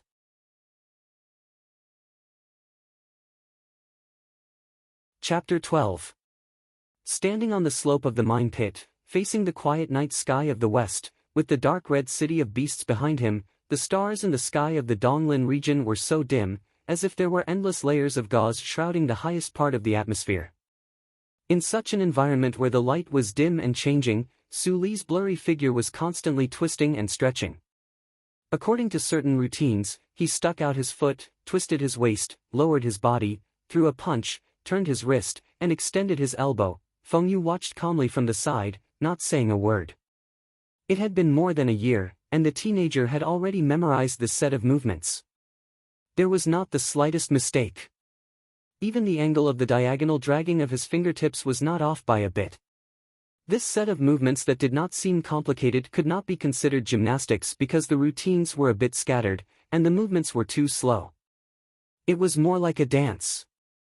The problem was that compared to the famous performers of the Shanglin song and dance troupe, this dance was too stiff. It wasn't raw, but raw. Su Li's movements had a bloody feel to them, as if they hadn't been roasted by fire at all. It was hard to chew on the muscles and bones. It was not stiff, but it was the reinforced plexiglass used in the operation room to bear the blade. It was also like the endless stones under the Donglin planet's grass. It was blindly hard, and every movement was so clean and neat. This stiff dance was broken down into roughly 10 movements, and every 2 movements were taken in opposite directions. In the end, Su Li seriously retracted his right foot and squatted in a strange position. Only then did this set of movements completely end. It did not seem complicated, and the amount of movement was not that big, but Su Li's face was covered with a layer of hot steam. Under the night sky of the Donglin region, he exuded a red glow. Sweat soaked his back and dripped down the corner of his tight vest. It was obvious that such a short time of movement had cost him a lot of energy. Su Li breathed slowly, and for a long time, he could not speak. The youth's originally thin body seemed to be filled with a hidden strength at this moment. The lines of his body were very beautiful. Who knew what this body would look like in a few years' time when he fully became an adult? The reason he remained silent was not only because he was tired, but also because the 600 muscles in his body were completely occupied by soreness. Su Li did not even want to move a finger. At this moment, every muscle fiber seemed to be breathing, expanding, and rubbing against each other. Like the friction between metal and porcelain, it was extremely painful and bitter. After the sourness, there was a burst of completely spontaneous trembling that seemed to rise from the depths of Su Li's heart.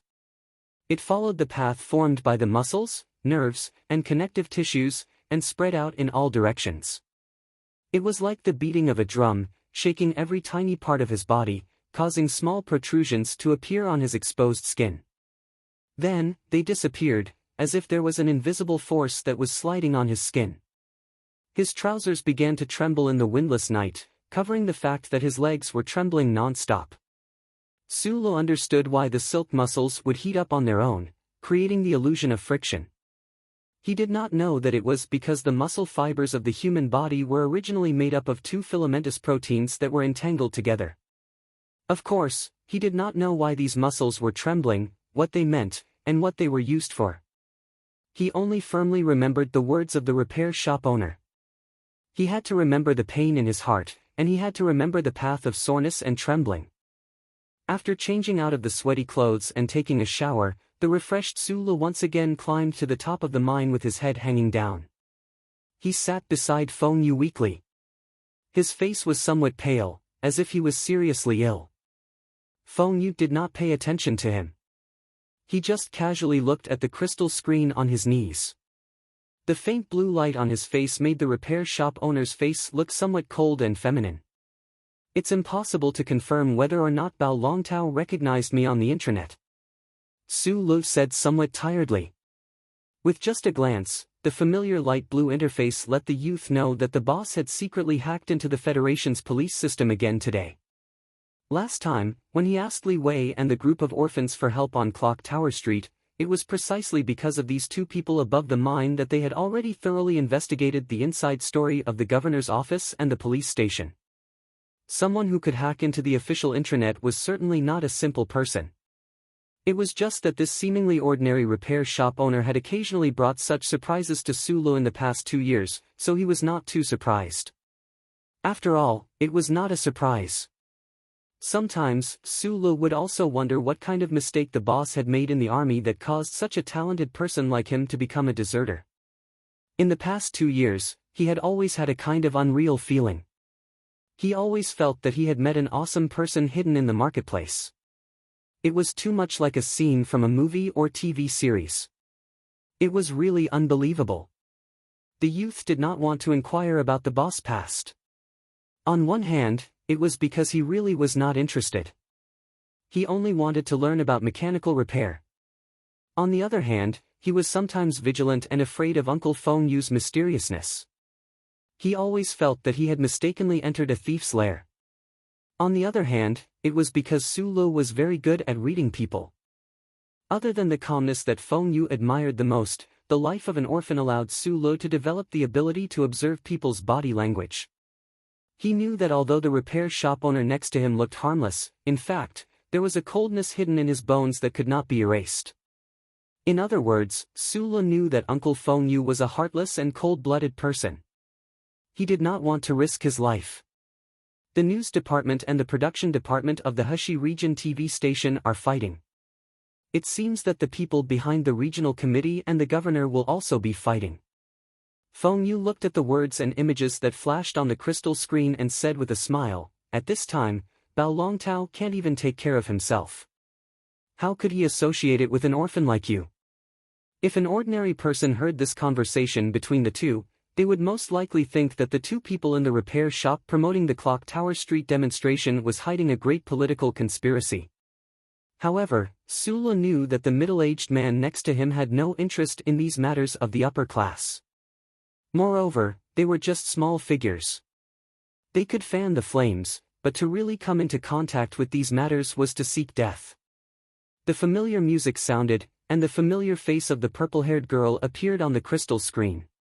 The middle-aged man and the youth sitting on the hillside simultaneously stopped talking and began the most important leisure activity every night. It was accompanied by waves of saliva swallowing and praising sounds. Under the extremely faint red background of the night sky, the invisible electric waves, signals, and radio frequency were constantly crossing each other. The invisible lines eventually turned into colorful images that entered the eyes of countless people in the Donglin region, enriching their dreams. A dark red line streaked across the night sky with a faint roar breaking through the air. It was probably the military patrolling the sky with fewer and fewer people. A few wild black cats were drilling in and out of the natural rock tunnel under the electronic wall. They ignored the first charter of human beings and gathered in the direction of the abandoned mine, happily searching for the food residue left behind by the two humans. A stray cat with a few pieces of beef in its mouth raised its head in confusion and looked at the two figures above the mine pit who were together but still alone. In another corner of the city, a group of orphans who were together but still alone were silently and murderously walking on the road of chopping people. The leader, Li Wei, had his hand in his pocket, tightly holding the metal stick that gave him strong confidence.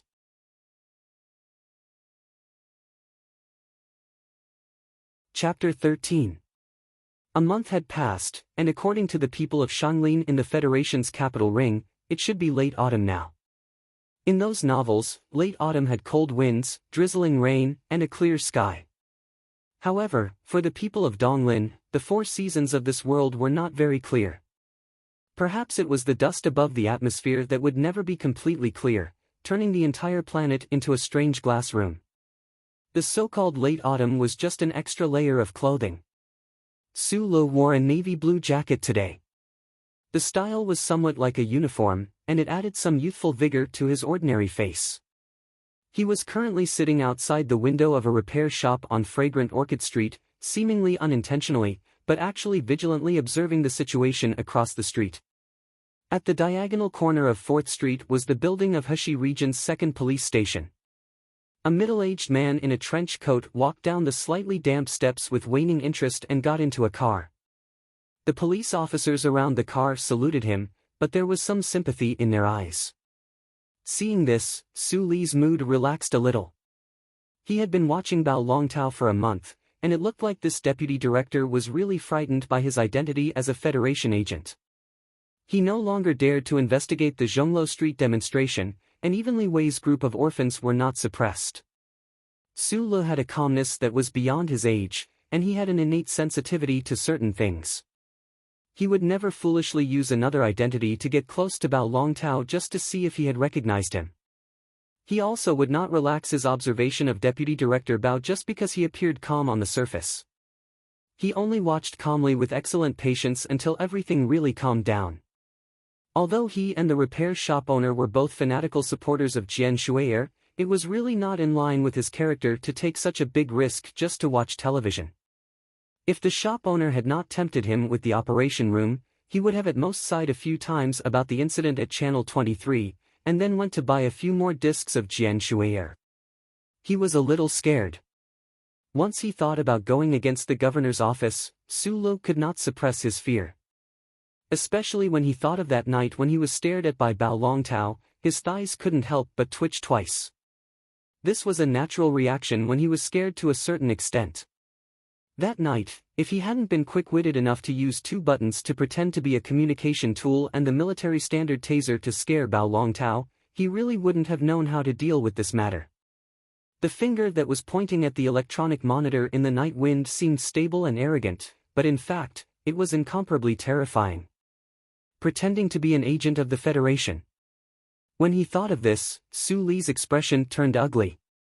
He lowered his head and muttered to himself, "I don't like to act cool. I just want to be a good person. It's much harder to be a good guy than to act cool."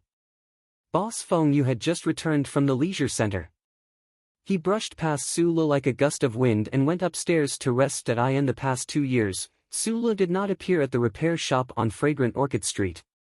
He only did repairs in the operation room of the mine. Therefore, in the eyes of orphans like Li Wei, he was equivalent to a person who disappeared from the city for 2 years. Until 1 month ago, Su Le completed that task for Feng Yu. Feng Yu promised him to upgrade the operation room's dustless level. However, this uncle was lazy again, so he simply brought Su Le back to the repair shop and officially introduced the existence of this young apprentice to the neighbors of the 4th Street. Since the boss was back, Su Le no longer had to keep an eye on the shop. After all, the shop's business was limited no matter how good it was. Although the residents of the 4th Street knew about the craftsmanship of Feng Yu and his little apprentice, no one could withstand the speed at which Feng Yu fixed a TV screen for 3 months. After tightening the buttons on his student uniform, Su Le yelled something upstairs, walked out of the shop, and boarded the streetcar at the end of the street. Hundreds of years ago, after the invention of the Jingnong high-energy battery, both trolley and trackless buses broke free from the constraints of the 2 braids on the top of their heads and began to travel freely in the city. Of course, normal people would definitely have their own means of transportation, and the rich people on the 3 planets in the upper forest area already had their own means of transportation. Only the poor, or those who were full of nostalgia, would continue to ride the streetcar.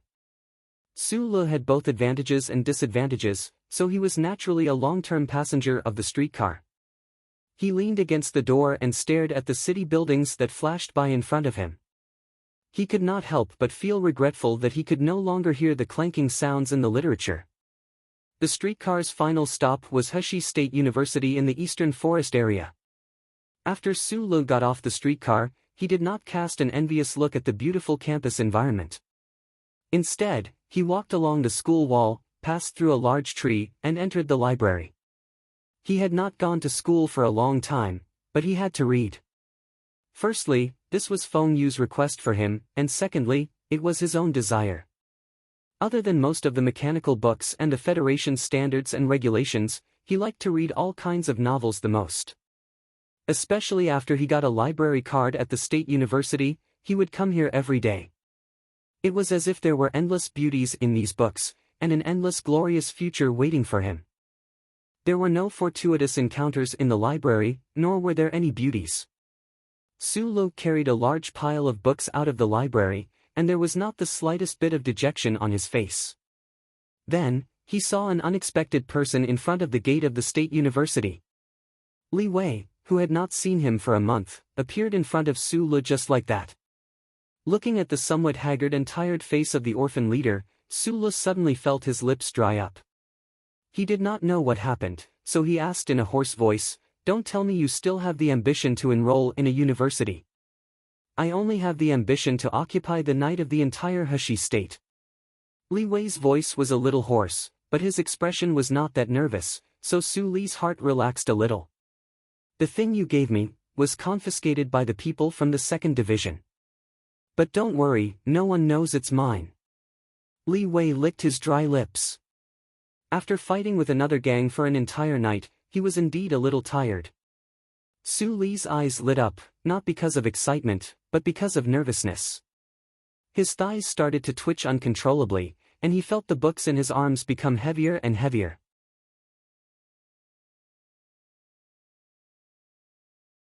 Chapter 14. How did you know I was at the State University? Su Li lowered his head and asked. Li Wei did not notice his partner's heavy mood.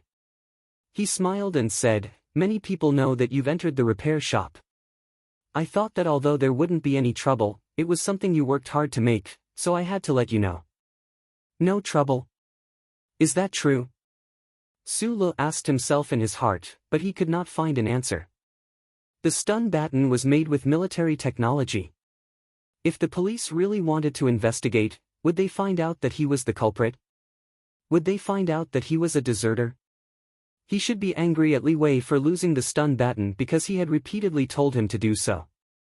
However, looking at Li Wei's satisfied and tired face, Su Li's heart softened and he did not say anything. He heard that Li Wei's group of orphans had been fighting for territory for the past month. They were probably tired. There should be a lot of weapons in the black market from the military. The stun baton was hidden in the crystal scroll. Although it was ingenious, it should not attract too much attention. Su Li comforted himself in his heart. He patted Li Wei's shoulder and said seriously, "Just pretend that you never saw that thing, but I'll say it again. Don't always think about fighting and killing. You still need to find a proper job in the future." What proper jobs are there in Donglin now? Didn't you see what the students were arguing about in the streets today? The unemployment rate is already 30%, and that's not including the seniors who took care of after the Crystal Mining Union went bankrupt. Li Wei touched his curly blonde hair and said stubbornly, "I want to stand out. I don't want to live on welfare for the rest of my life." Demonstration? Su Li was taken aback. There were very few people in the Donglin district who were interested in politics. The incident at Zhonglo Street was already considered a big event. How could there be students who didn't study hard but wanted to march? A lot of people went to watch the show. I heard that it was organized by the Veteran Association. Li Wei took the heavy book from his hands and walked towards the street while explaining, "I heard that there was a problem with the election in the capital ring. The opposition parties felt that it was unfair and organized a demonstration across the federation." Oh. Su Li was very worried at this time, so he answered casually. He, Li Wei, and the other orphans knew nothing about politics, so they kept a respectful distance from it. They did not want to touch it, nor were they interested in it. Although there was indeed unfairness in the Federation society, for example, the upper class led by the 7 great families always had a better life than the common people. The dark oppression was always hidden under the bright cloak of law and justice, but what did this have to do with them? They had grown up in an unfair environment, so they were already used to it. It was hard for them to be hot-blooded. Back at the repair shop on the 4th Street of Xianglan Avenue, Su Li hesitantly told his boss, Feng Yu, about the police intercepting the taser batons. To his surprise, Uncle Feng Yu was not worried at all. He seemed to think that his identity as a military mechanic who defected would never be exposed. In fact, this was indeed the case. In the next 10 days or so, other than the shock of the Federation's demonstration, nothing new happened in the Donglin district. The use of military weapons in gang fights was just a small matter that could happen anytime and anywhere in the Federation society. No big shot would have the time to cast their eyes on this small repair shop. However, Su Li was still cautious. He always felt that there was an uneasy feeling. He always felt that the taser batons that had fallen into the hands of the police would bring him some kind of trouble, but he did not know whether this trouble was big or small. Therefore, he began to actively strengthen his practice of that set of movements. He often returned to the mine to accompany the stray cats and kept performing the stiff dance. One day, Feng Yu looked at him, who was sweating profusely, and said sarcastically, "Didn't you always think that individual strength is useless in front of metal machinery?" Su Lu closed his eyes and felt the trembling of every muscle in his body, as well as the trend of the trembling becoming more and more obvious. He tried to find the true effect of this trembling. With a trembling voice, he gritted his teeth and said, "Until now, I haven't changed my mind. But the problem is that if the police really come to arrest us, you don't have the money to buy me a mecha. Of course, even if you did, I wouldn't use it. Other than making myself stronger, what else can I do?" "You're still worried about that taser baton?" Feng Yu frowned. He did not understand why this child was so cautious. He suddenly smiled and said, "Don't forget about the chip behind your neck. Under the light of the first charter, if the police really want to arrest you, where can you run to? Could you go to Bermuda as a refugee, or go to the Empire as a traitor?" The electronic surveillance network spread throughout the entire Federation society. In theory, it could control the occurrence of all criminal activities. Su Lu did not panic when he heard this. He said seriously, "The gang is still here. You, a fugitive from the military, are still alive and well. I believe that you will definitely have a way." What a bold claim. If there is anyone in this world who can remove the chip in their body without alerting the Federation surveillance network, then they will definitely win the Nebula Award. Feng Yu's smile was somewhat mocking. "You just celebrated your 16th birthday last week. How can you be more cautious than an old man like me? It's really ridiculous." Su Lu retorted sarcastically, "Don't forget your mouth full of rotten teeth. In order to get a new dental record and not be arrested by the government and the military, you paid such a heavy price, and you still have the nerve to mock me for being cautious." Feng Yu helplessly shook his head and did not refute. The days were peaceful. Even Su Lu was beginning to think that he was too timid. The two people in the repair shop did not know that in this city, there was another person who was in the same predicament as them. This person was the deputy chief of the second police station, Bao Longtao. Ever since he embarrassed the governor's office a few months ago, his influence in the police station had been greatly weakened. "I actually need to write a report to get a piece of evidence, and this report actually needs 2 months to be approved." Deputy Chief Bao looked at the metal shaft in the vacuum bag on the table and laughed self-deprecatingly. With his position, if it was in the past, he would not have needed to go through so much trouble. Thinking of this, his hatred for the orphans in his heart grew even stronger. If it were not for the incident at Clock Tower Street, his request for a transfer would have been approved a long time ago, and the families in the capital ring would not have ignored him for so long. However, during these days, he did not dare to take revenge on the orphans because he was not sure if the face covered by the hat that night was a Real Federation agent. Wearing gloves, he took out the metal shaft from the bag. Squinting his eyes, Deputy Chief Bao looked at the exquisite electric current generator inside and secretly wondered if this had anything to do with the stun baton that Federation agent was holding. Although there were many military weapons like this on the black market, they were all extremely expensive. Those orphans should not have the financial resources to buy them. After thinking in silence for a long time, Deputy Chief Bao decided to investigate this matter. Of course, he did not dare to investigate it himself. Instead, he focused on the stun baton. He wanted to confirm if there was really a Federation agent in Heshi province. Deputy Chief Bao had a few comrades in the research institute in the capital ring who should be able to help. After filling in the address on the envelope of the official email, Deputy Chief Bao ordered his secretary to take the evidence out and send it to the identification department of the 17th Research Institute in Shanglin District. This deputy chief who had lost his power instinctively wanted to find out the truth of this matter, but he did not expect that this small action of his would have such a huge impact on the future of the Federation.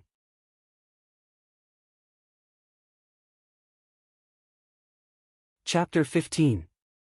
Human civilization, regardless of the time period, space, or whether there were historical records, as long as the structure of society was initially established, it would inevitably fall into layers of bureaucratic encirclement.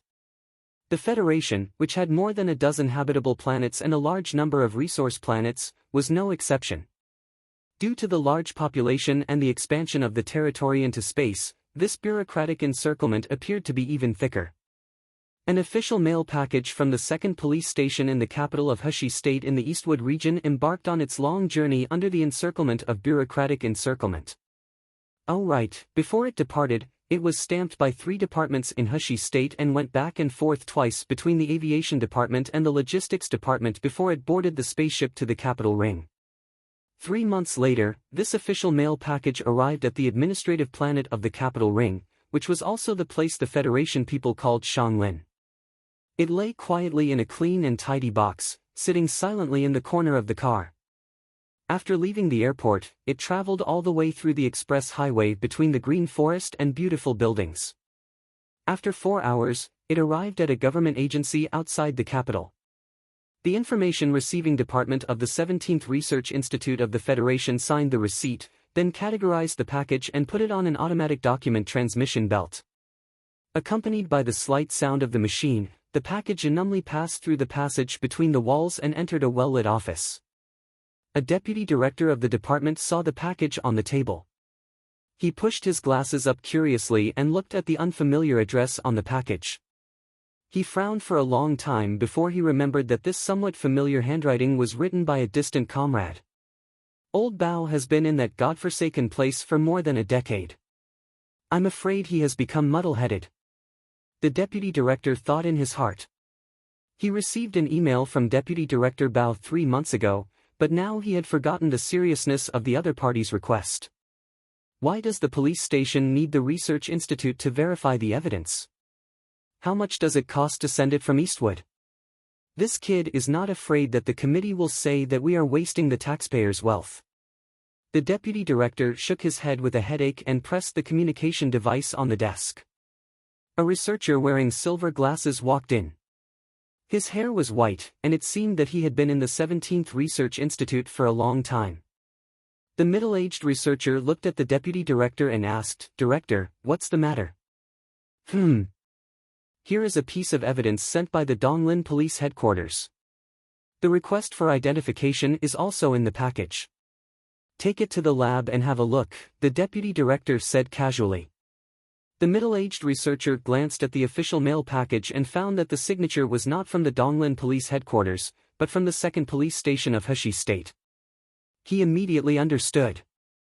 According to the level of the police station in the state, it was very difficult to be qualified to apply for the appraisal of the 17th Research Institute. It seemed that the deputy director had accepted the personal request, but since the other party had used official channels, it was naturally not convenient for him to ask more. Which aspects do you want to appraise? The middle-aged researcher took off the glasses on the bridge of his nose and looked at the package carefully. He asked, "Is there a time limit?" "No." The deputy director waved his hand and recalled the contents of the email. He said, "The main thing is to compare the craftsmanship and see if it has anything to do with the special task force or the military. The villagers in Donglin are very worried that this thing came from the military." The middle-aged researcher smiled and did not say anything. He turned and left the room. The next day, he returned to the office and reported the results of the previous day's appraisal to the director. There is no code in the core material, so it shouldn't have come from the military. However, the craftsmanship does have something to do with the military. I think it's a replica made in Bermuda. The director asked, "There's nothing strange, right?" "No." Just like that, Deputy Director Bao completed the appraisal request reluctantly. After receiving the official reply from the 17th Research Institute, the Deputy Director still could not confirm whether the figure in the night was a Federation agent. The metal stun baton that had been appraised was repackaged together with the package and the application for identification.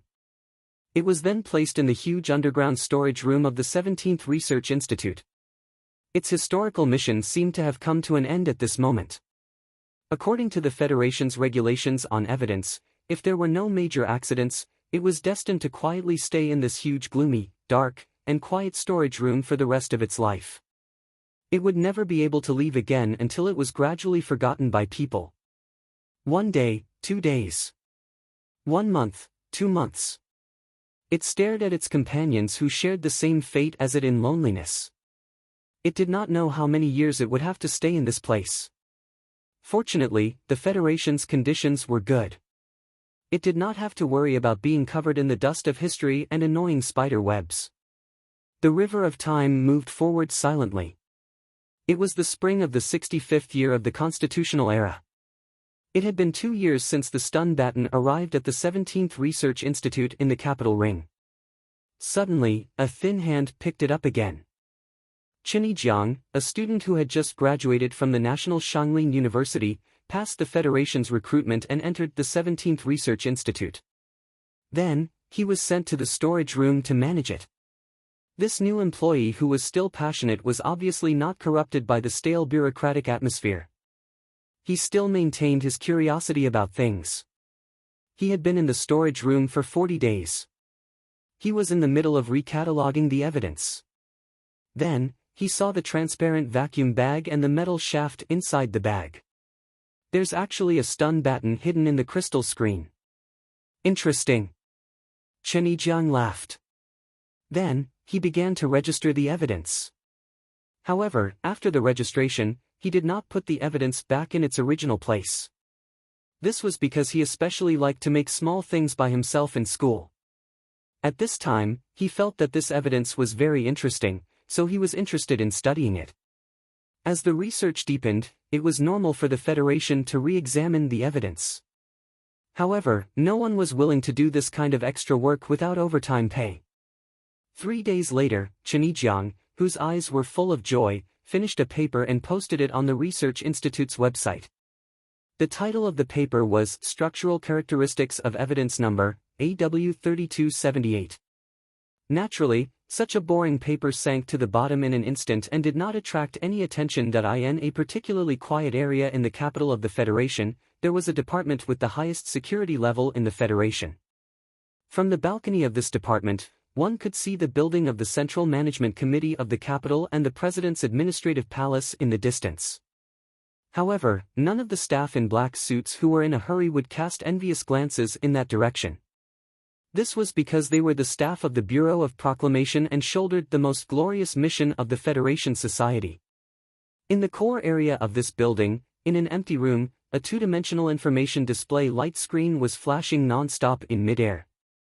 The most sophisticated computing and searching ability of human civilization allowed the images on the light screen to flash by at a terrifying speed. No one could see the content on the light screen with the naked eye except for the central control computer that was performing the computing and searching.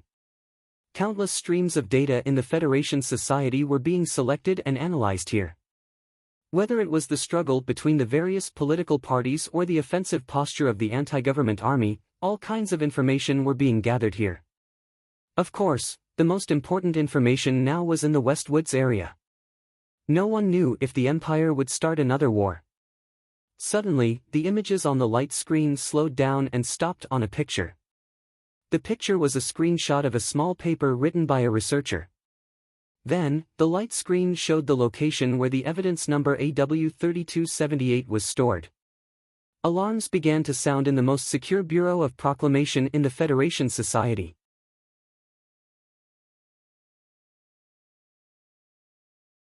Chapter 16. Beep beep, beep beep. The gentle yet urgent alarm rang through the entire Bureau of Proclamation. The staff in black suits raised their heads in astonishment and stared at the crystal screens in all directions of the building. Apart from the Empire's sudden attack last time, the Bureau of Proclamation hadn't issued a Level 1 order in a long time. What exactly happened? Amidst the alarm, the central computer's light screen began to flash again. A printed copy of the thesis and its analysis had already appeared directly on the Bureau of Proclamation's director's desk. The alarm that had already shocked the entire Bureau of Proclamation didn't cause the old man's expression to change in the slightest. He coldly glanced at the contents of the document, and the corners of his lips curled slightly. After disappearing for 12 years, he finally showed his tail.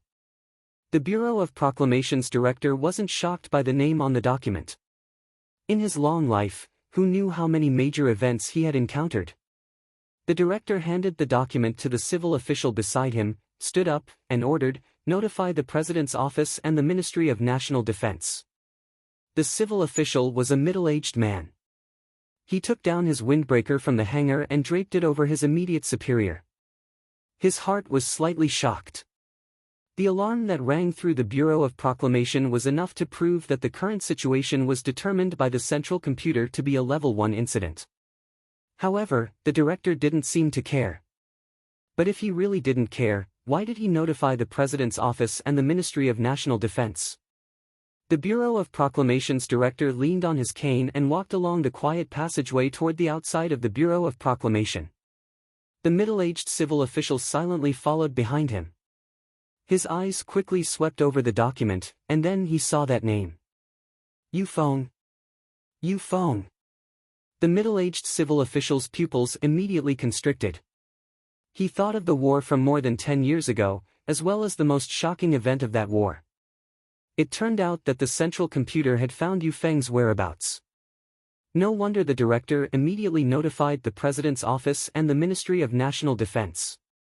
Back then, the former president swore in front of the cameras of the Federation's television station that he would definitely capture this traitor who colluded with the Empire and buried more than 10,000 elite soldiers of the Federation. The Ministry of National Defense, on the other hand, was under enormous pressure because of the appearance of such an unforgivable traitor in the military. If they were to find out that the mechanic, Yufeng, was still alive and well in a certain street in Donglin district, the entire military would probably be enraged.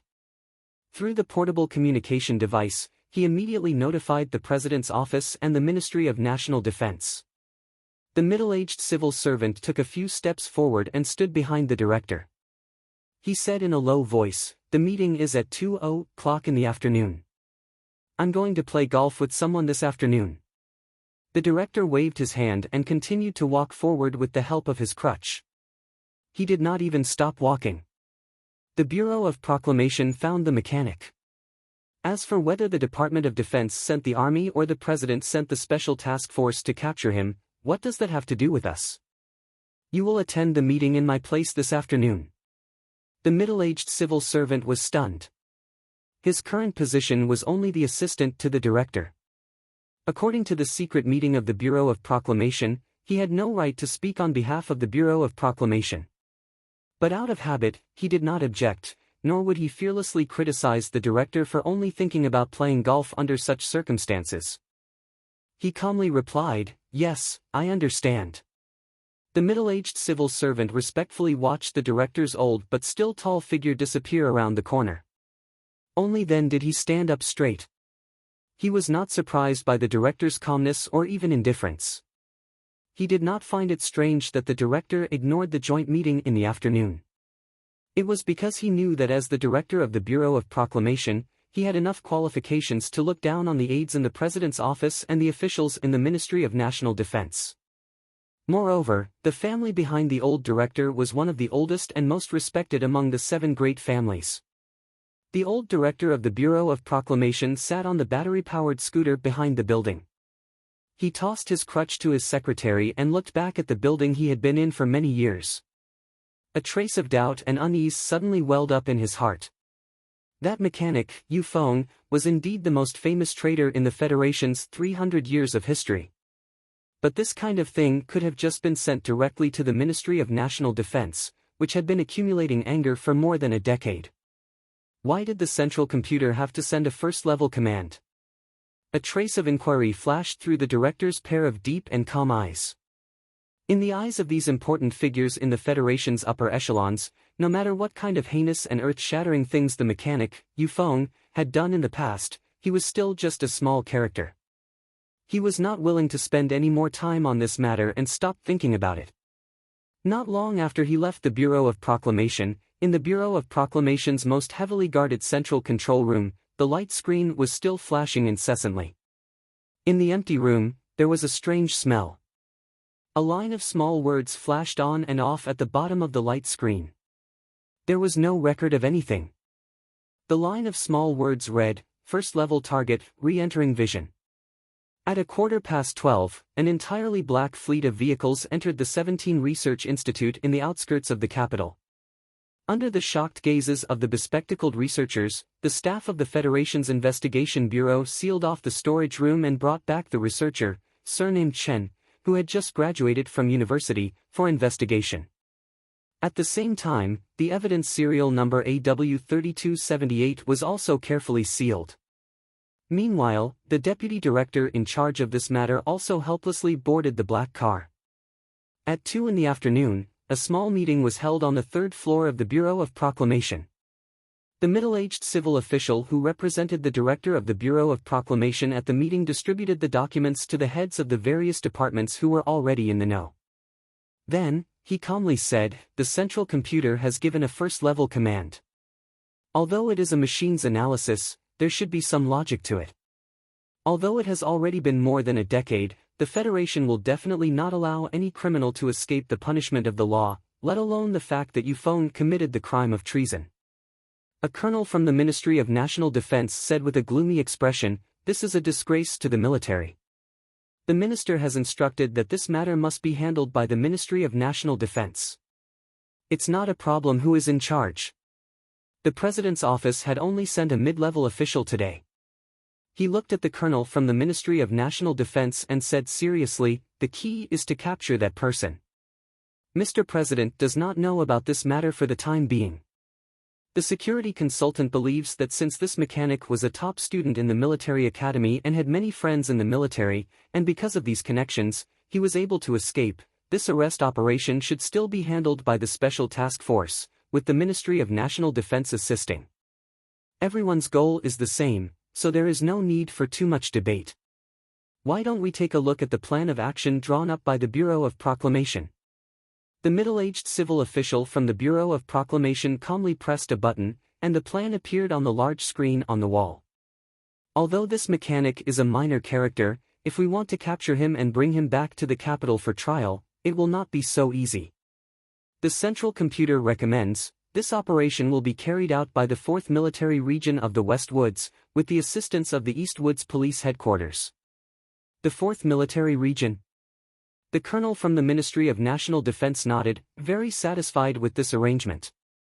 Since it was a suggestion from the Bureau of Proclamation, the President's office would not have much of an opinion. What if there is resistance? The official from the President's office said with a gloomy expression, "This mechanic is not only a disgrace to the military, but also to the entire Federation. If there is any resistance, kill without mercy."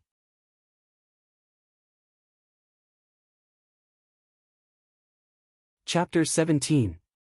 A huge commercial spaceship was suspended in the boundless universe. Its light silver exterior and extremely streamlined and beautiful shape made this spaceship become the brightest star under the starry sky. It calmly and gracefully looked at the planet below. Due to the scarcity of energy crystals, interstellar travel was extremely expensive today. This spaceship from the Gu Clock Company from the West Woods region attracted the attention of countless officials and residents of the East Woods region.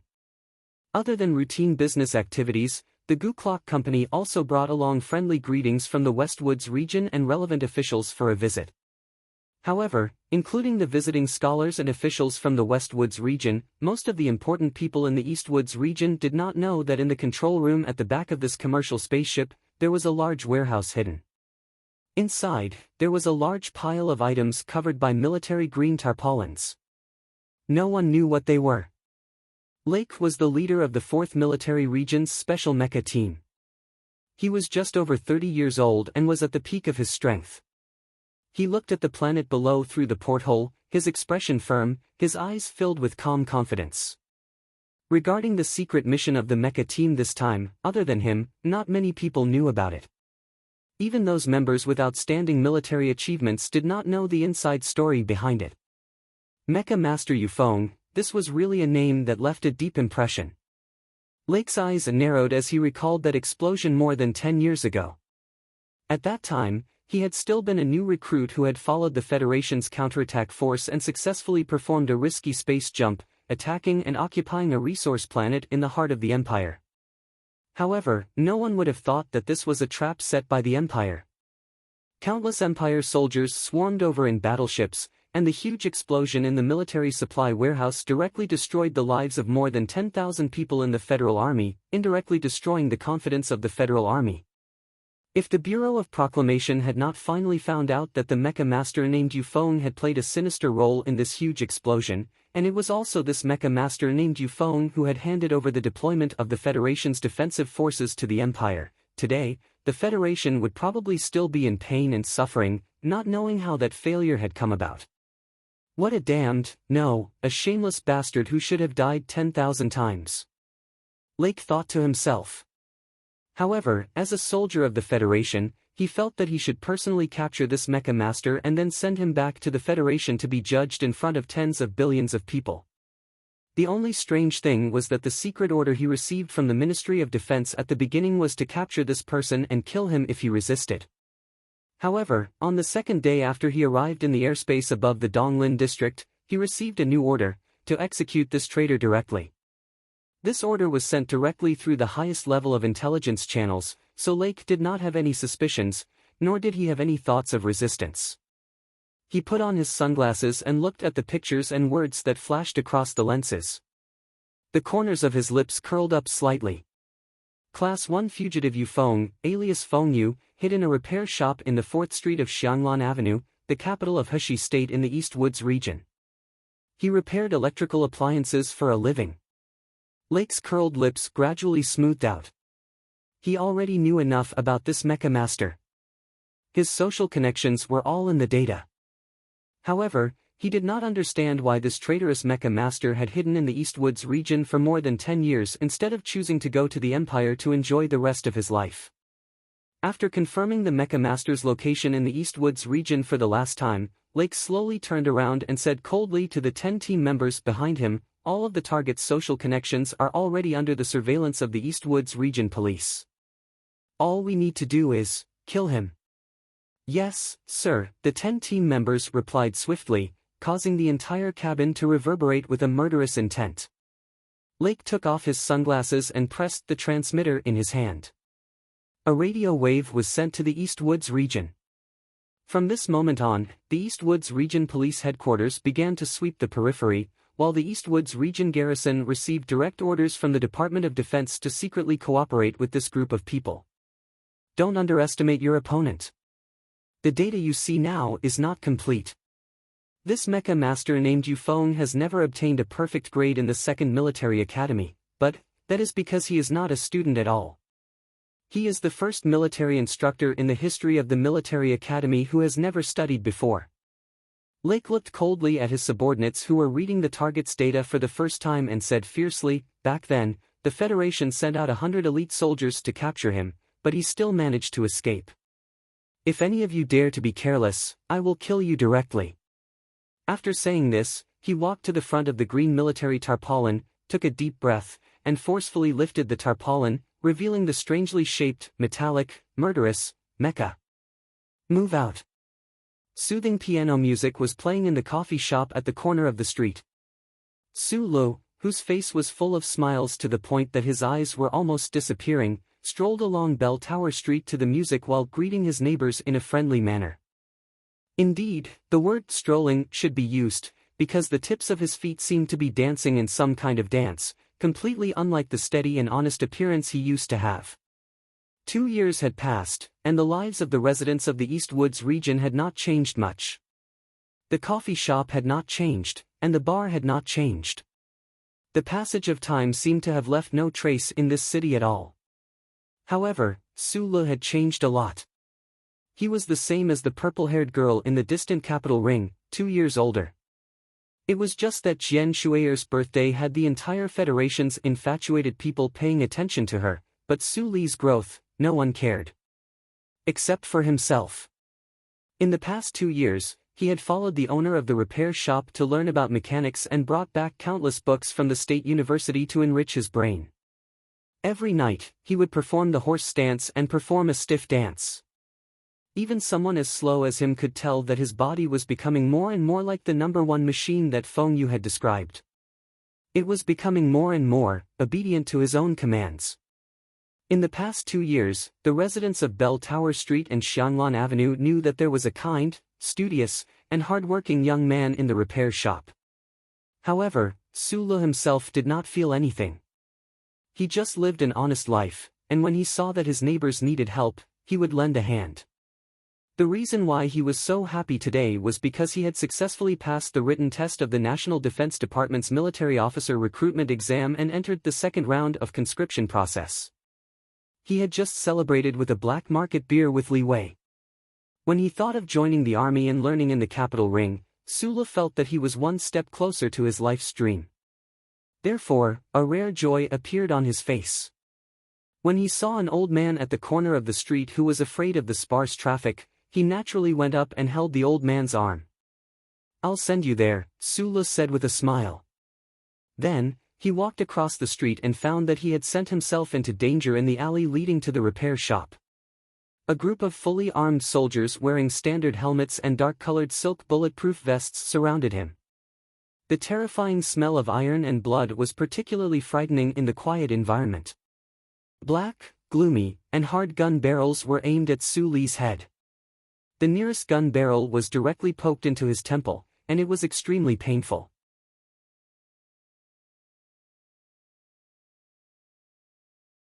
Chapter 18. Because of the existence of space dust, the sky in Donglin district was never bright and blue like a picturesque scene. Naturally, it was difficult for the blazing sunlight to dazzle people. But at this moment, Sulu thought he was dazzled by the sun. Otherwise, why would there be a large group of wolf-like, fully armed, and ice-cold soldiers in the quiet Zhonglo street? What was even more absurd was why these soldiers would point their guns at him. A soldier wearing a black cotton mask seemed to say a few words to him, but when it entered Su Li's ears, it became a buzzing sound because he didn't wake up at all. He opened his mouth woodenly and looked at everything around him stupidly. With a bang, a soldier smashed his head with the butt of his gun. A stream of blood flowed out. Su Li's body swayed, but he didn't fall to the ground. Instead, it was the smell of blood and the pain on the left side of his head that made him wake up. He confirmed that he was in an extremely absurd situation. This group of fully armed soldiers were pointing their guns at him. The gun barrel that was still pressed against his temple was incomparably cold and hard. Sulu was naturally calm and steady, but after all, he was only a 17-and-a-half-year-old orphan. Facing the gun barrel so close to him, he shuddered at the thought of a careless movement that could make his big head become a half-rotten watermelon by the metal bullet fired from the gun barrel. So, he shivered and trembled. His thighs twitched as if an electric current had passed through them. Fortunately, he didn't wet his pants. "Name." The buzzing sound from the already impatient soldier's mouth finally became a clear and cold-blooded question. Sulu subconsciously replied with a trembling voice, "Sulu." A flat metal detector extended to the back of Su Li's neck and stuck to his skin. A chill from the depths of his heart made countless small bumps appear on his skin again. Among the beeping sounds, the data collector in the shortest amount of time read the data of the chip in his neck and transmitted it back to the branch database. It confirmed his identity and all the records from his birth to this day. Target 2 confirmed. The soldier who asked the question coldly said into the communication device. Then, he grabbed Su Li's hair and violently pushed him into an armored vehicle at the back of the alley. Sulu didn't struggle because he knew it was useless. Although the soldier who grabbed him didn't seem to be stronger than the bison in the sanctuary, the dozens of cold gun barrels around him were too intimidating. He did not shout for help either. All these years, he had always wanted to pass the National Defense Officer examination, so he had a certain understanding of the military. Naturally, he could clearly distinguish that these silent and solemn soldiers were real and not daring kidnappers who dared to impersonate the Federal Army. But he did feel insulted, because being dragged by the hair on the ground was a very insulting posture in itself. It only took a very short time for Sulu, whose face was covered in blood, to figure out why these soldiers had come. It seemed that Uncle Feng's identity had finally been exposed. But Uncle Feng had been hiding in this city for more than a decade. Why would the Federal Army suddenly find traces of him? And why would a mere mechanic who escaped from the military attract so many fully armed soldiers to come and arrest him? The ones in charge of arresting Su Lu were the garrison troops of Donglin. After they dragged the young man into the carriage, they tied a special plastic wristband around his wrist and covered his face with a black cloth. After that, they no longer paid any attention to him. The vehicle started moving. Su Lu felt a burning pain on his wrists, and the wound on his forehead was still bleeding. Such rough treatment made the youth realize that he was facing a truly heartless state machine. He would not make any meaningless resistance. He could only silently calculate in his heart where this military vehicle was going. The military vehicle stopped. No soldiers paid any attention to the poor youth. There was not even a sound. The tough quality of the Federal Army was evident. In this long and unbearable silence, Su Lu, who was huddled in the corner of the vehicle, was as pitiful as an abandoned shrimp. Angry footsteps crushed an ammo box outside the military vehicle. The angry voice scolded the soldiers around the vehicle until they could not raise their heads. "You guys have been keeping an eye on him. Why did you let him escape? What person escaped?" Su Lu turned his body slightly, silently praying that the officer was talking about Uncle Feng. Colonel Lake took off the glasses on the bridge of his nose. The fury in his eyes was enough to burn the dozens of fully armed soldiers around him to death, but he forcibly suppressed his emotions. After all, these people who were cooperating with him on the ground were soldiers of the Donglin garrison. Except for this operation, they were not under his jurisdiction. He had enough reason to be angry. In order to capture or kill that mechanic named Yufeng, the Federation had prepared for several months. There had been no problems with the ground surveillance. Why was it that when his mecha squad had just arrived on the planet's surface in a battleship, the mechanic had suddenly disappeared from the repair shop at 4th Street of Fragrant Orchid Avenue? It was 3 o'clock in the afternoon, the time when humans were at their laziest. It was also the time when the attack was scheduled to begin, but before the attack began, they suddenly lost their target. Lake felt a chill in his heart. In the temporary operation camp outside the 4th Street, a large ultra-thin light screen had been erected. Countless light dots were moving slowly and quickly. The target circled by a black line and marked as 1 was flickering in and out of existence on the light screen, making it impossible to catch a glimpse of it. Lake stared at the light screen coldly and did not speak for a long time. He knew the entire process of this operation. From the Bureau of Proclamation finding the taser baton, the Federation's early investigation easily found the deputy director of Heshi Prefecture's 2nd branch, Bao Longtao. Then they found the leader of the orphan gang, Li Wei. Then they found Li Wei's good friend, Su Lu. Finally, they locked onto the owner of the repair shop. From the chip's data, they easily eliminated Su Lu, so the owner of the repair shop was naturally Yufeng. But Lake did not expect the most wanted criminal of the Federation to have the ability to avoid the glory of the first charter and slip away under the eyes of the surveillance officers in the electronic surveillance network that covered the entire human world. The Eastwood region was too far away from the capital planet. The central computer's surveillance could not be real-time, and there was at least a 4-minute delay. The mechanic obviously used this delay to fool everyone. And the opponent must have a way to temporarily block the chip's signal. With this thought in mind, Lake's heart became heavier. He now fully understood why the Bureau of Proclamation's central computer listed this as a top priority, and why he received the order to kill the target directly. A criminal who could avoid the glory of the charter was a terrifying figure. If the truth of this incident were to spread to human society, it would set off an unquenchable wave. Target 1 was already injured when he escaped, a military officer reported. At this time, the entire planet has completely sealed off all aircraft takeoffs and landings. He can't escape. Even if there is a 4-minute time difference, the encirclement will become smaller and smaller. At most, in one more night, we will be able to catch him. I can't wait one more night, Lake said with a cold expression. Where is the apprentice of the repair shop? Su Lu, covered in blood, was brought over. Lake frowned slightly. He was not very satisfied with the methods of his Eastwood colleagues, but he knew that the situation was urgent. Naturally, he would not say much. He looked at the youth and said coldly, I want to know where your boss might be hiding. The black cloth was pulled down, and the light in the room made Su Lu squint. He looked at the colonel in front of him and maintained his silence. A fist smashed into his abdomen. The intense pain almost made him vomit. However, Su Lu still only squinted his eyes and looked at the soldiers around him, maintaining his stubborn silence.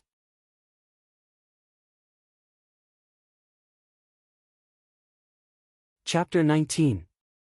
Su Li's hands were tied behind his back with a high-strength plastic rope. His body was bent forward because of the heavy blow to his abdomen. It looked like a very famous ancient torture pose. Because of the pain, his face was red. The wounds that had been drying up were now bleeding again. He opened his mouth to retch, but nothing came out. This was the effect of the 10th punch. Su Lu still did not say a word. Even though he was heavily beaten to the point of kneeling on the ground, he still narrowed his eyes and looked at the colonel in front of him. He stubbornly pursed his lips and remained silent. Colonel Lake's eyes also gradually narrowed, but his face was as gloomy as before. When the Donglin garrison soldiers made their move, he did not stop them because he had to hurry and find the whereabouts of that damned mechanic. As long as he found that person, his subordinates could kill him in one fell swoop and complete the honorable mission given by their superiors. He suddenly took out a pistol from his waist and aimed it between Su Li's eyebrows. He looked at the stubborn youth and said coldly, "I'll give you 3 seconds. 1, 2. Colonel Lake spoke naturally, and his actions were also natural. So natural that everyone thought he would really shoot in the next moment. The Donglin native soldiers in the temporary camp all had expressions of shock on their faces. Su Li's body finally began to tremble uncontrollably. However, after Colonel Lake said 3 times, he still only silently looked forward. His eyes were full of stubbornness and persistence. It was as if he was not afraid of the black barrel of the gun at all. Colonel Lake's pupils contracted slightly. He once again studied the youth seriously. He already had enough information on Target 2, but when he truly faced him today, he realized that all the information was not enough. Not many 17 or 18-year-old youths could face the violent intimidation of the army and still be so persistent with the threat of death. However, the youth in front of him did it. Lake lowered his head and looked at Su Li's trembling legs. He said coldly, "I know you're scared, but why are you still unwilling to speak when you're already so scared?" At this time, Su Lu spoke his first words after being arrested by the military. He spat out a mouthful of bloody saliva and said fiercely, "As a citizen of the Federation, I have the obligation to cooperate with the military, but that does not mean that I have the obligation to cooperate with torture." Hearing these powerful words, Colonel Lake's expression changed slightly, and a complicated emotion flashed through his eyes. It seemed that even he did not expect that the reason why this young man was so stubborn was because of such a simple reason. Although the logic in this world was simple, how many people could actually persevere under the gun? Lake was silent for a few seconds. He waved his hand and chased all the soldiers out of the temporary camp. In the quiet room, only he was left standing, and Su Lu was half kneeling on the ground.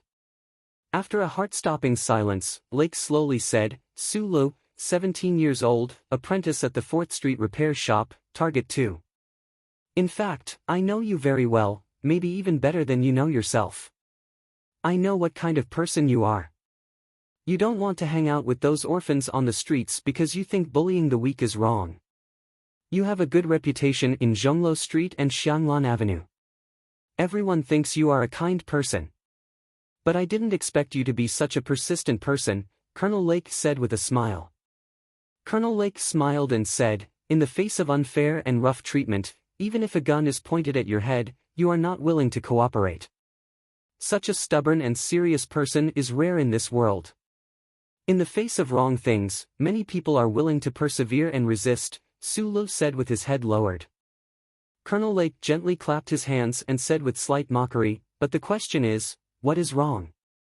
If you think what we are doing is illegal, then I can tell you the truth.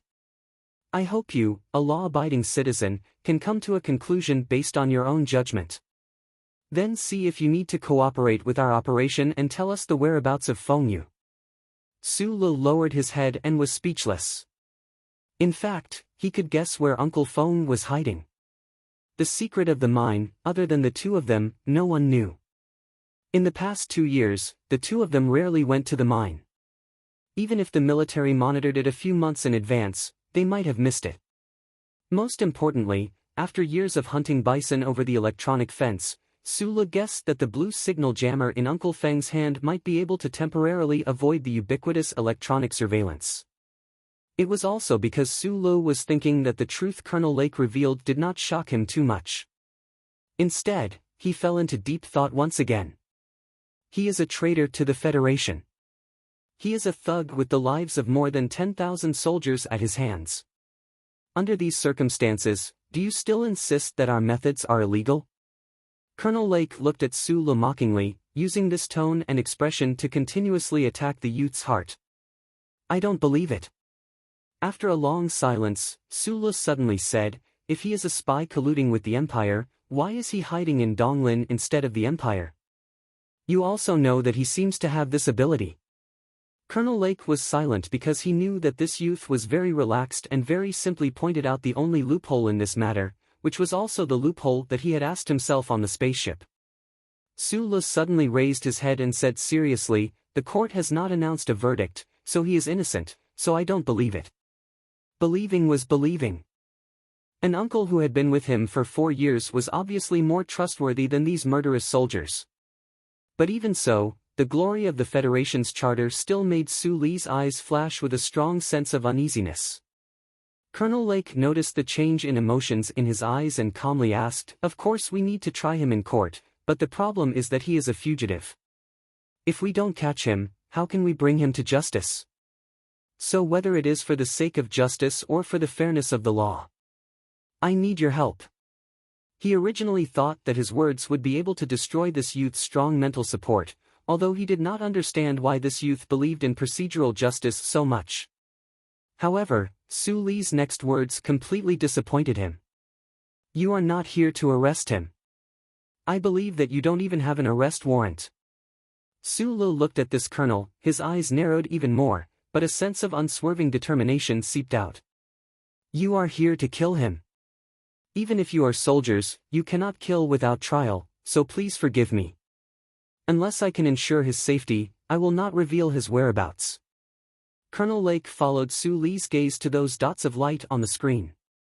After a moment of silence, he said, how do you know that we are here to kill and not capture? These words were a tacit acknowledgement of Suli's deduction. Sulu sat on the ground, lowered his head and said, those blue dots of light are mecha, right? The B4 assault formation has only one purpose, and that is to kill without any way out. Since you only want to kill him, why should I help you? I remember now. You've already signed up for the National Defense Officer examination, but you studied mechanics. How could you recognize the B4 assault formation? Colonel Lake walked up to Sulu, lowered his head and said coldly, it looks like I can confirm that you are Yu Feng's student. You will be thrown into prison for being an accomplice to treason. Believe me, you will only be able to look up at the starry skies and the battleships in them from prison for the rest of your life. Colonel Lake walked out of the room and ordered the soldiers outside, continue questioning. The sound of electricity and the sound of fists and feet hitting flesh rang out in the room. Colonel Lake lit a cigarette and contacted the Bureau of Proclamation in the Capitol Ring. After confirming the general location of Target 1, he issued the order to pursue. At this time, he felt slightly more assured. As long as that mechanic was still within the Federation's range, he was confident that he could find him and bite him to death. Inside the room, Sulu was knocked to the ground by 2 soldiers. His hair was messy, and his body was covered in blood. No one noticed that his arms that were tied behind his back were gradually trembling. His fingers that were spread out weakly gradually clenched together into a fist.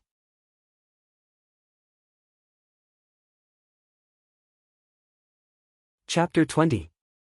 When Sulu heard that his boss was injured, he began to feel uneasy. Following that, an ominous feeling entered his mind, just like 2 years ago at the entrance of the State University. If the military was able to find his boss because of that stun baton, then Li Wei and the group of orphans would have been captured by now. He understood Li Wei's character very well. If he wasn't forced into a corner, he definitely wouldn't betray his good friend. Is Li Wei okay now? Human rights? What is human rights?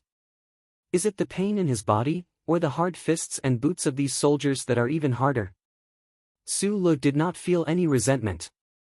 Although he had always believed in the existence of justice in the world in the past 17 years of his life, he knew even more clearly that if his boss had really committed treason, as the colonel said earlier, then in the operation to capture him, all laws and regulations and personal rights would only be overshadowed by the fury of the entire Federation and trampled under the boots of the leather boots of the entire Federation.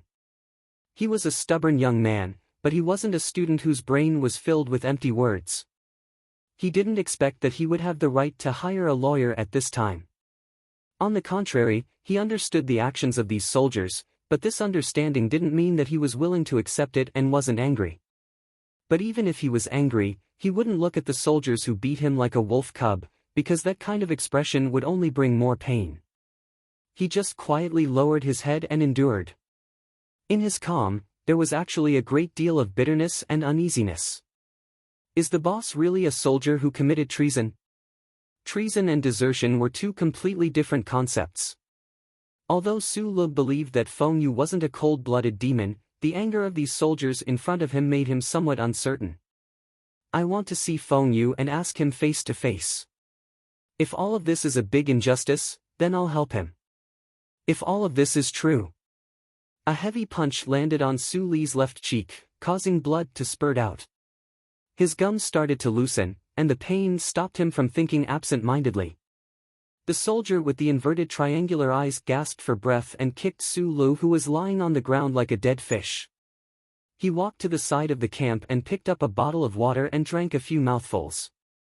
He really didn't expect that this seemingly thin and weak young man would be so resistant.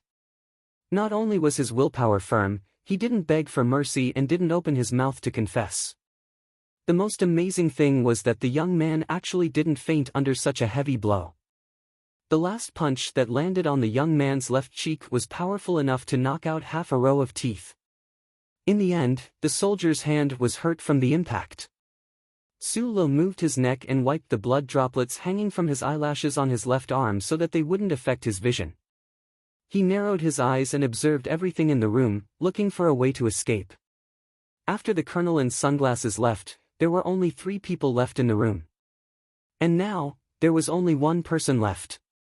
If he wanted to escape, he first had to break free from the plastic rope on his wrist.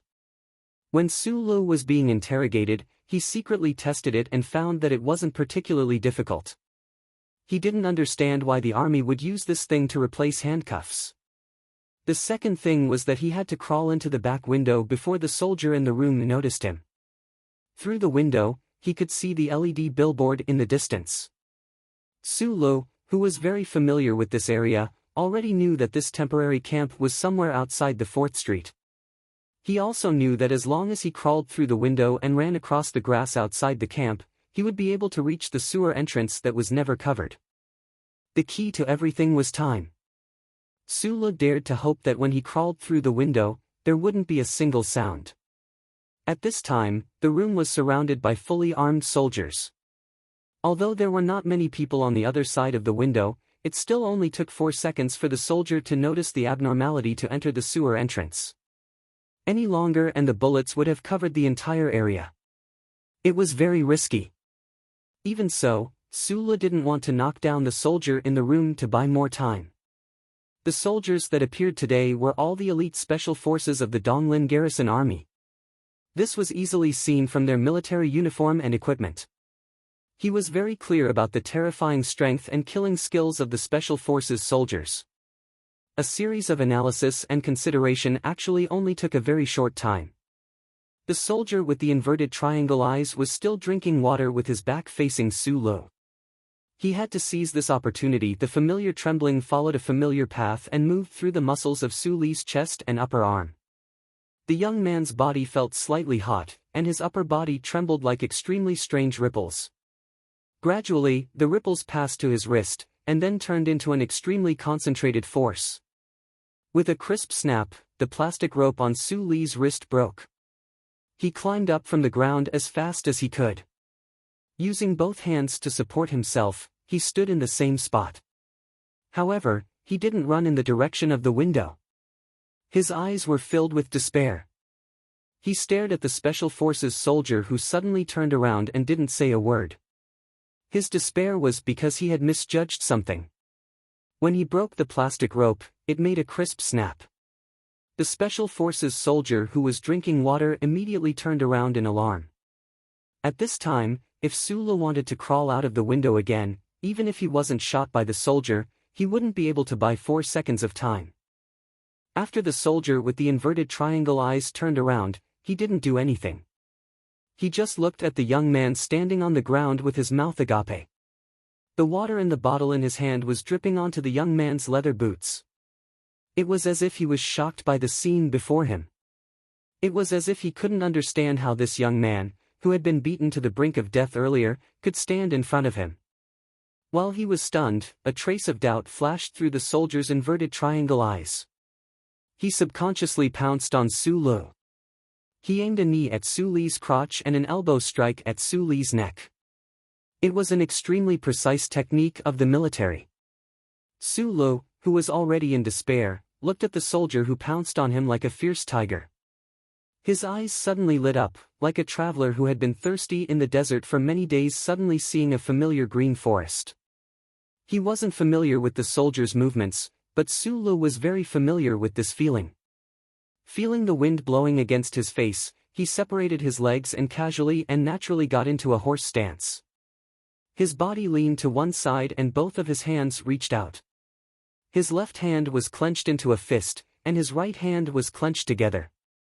He followed the soldier's elbow and counterattacked. This movement was extremely natural and accurate. It was like eating with chopsticks every day. No one would think that using chopsticks to pick up a peanut was something amazing. The next moment, with a muffled sound, Suli's left fist smashed into the soldier's armpit. His right hand, on the other hand, ruthlessly chopped at the soldier's throat. Sulu didn't know why he used such a posture to counterattack, but his body seemed to have left his control. According to some instinct, without the slightest delay, he quickly took another step forward. He used his thigh to block the soldier's genitals. His left fist drew a curve, went around the soldier's arm, and smashed into the soldier's temple. The middle finger on his fist protruded slightly. The knuckles were slightly red, like a peanut.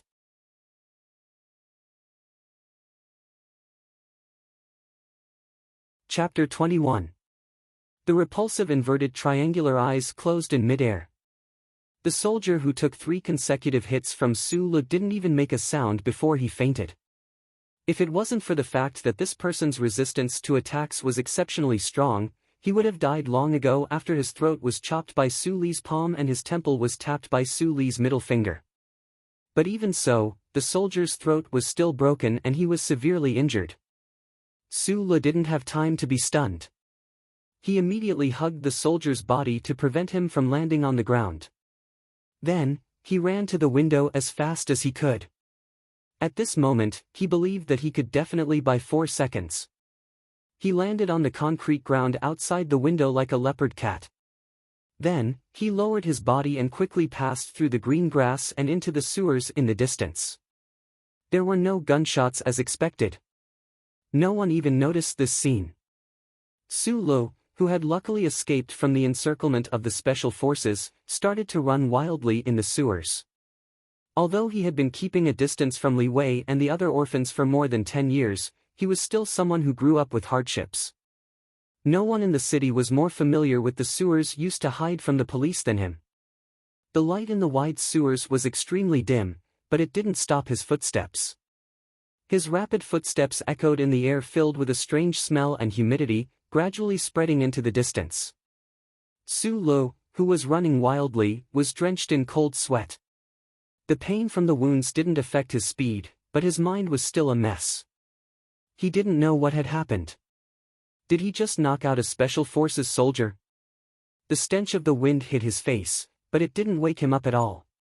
Sulu couldn't believe what he had just seen. Why did his body instinctively assume such a posture, and that posture just happened to be within the attack range of the special forces soldier? Just like the chip and the base, Sulu instinctively reached out his hand, but he just happened to dodge the opponent's attack and cleanly hit the opponent's vital point. His instinctive reaction in that extremely short period of time, that strange posture, was equivalent to the Special Forces soldier delivering all of his vital points to his fist. That strange posture was naturally the stiff dance that Uncle Fong had forced him to practice for 4 years. 2 years ago, he had secretly guessed that this stiff dance was some kind of combat technique in the military. Today, he received some sort of proof. But, he had only learned it for 4 years, and he could so easily knock out a Special Forces soldier. How could this set of moves be so simple? Running on the platform of the sewers, the tip of his foot stepped on a puddle of dirty water. The soft splash pulled Sulu out of his daze. The truth had happened, and there was no need to think about it. An accomplice to the crime of treason? Sulu stubbornly ran as he wiped the blood and tears off his face.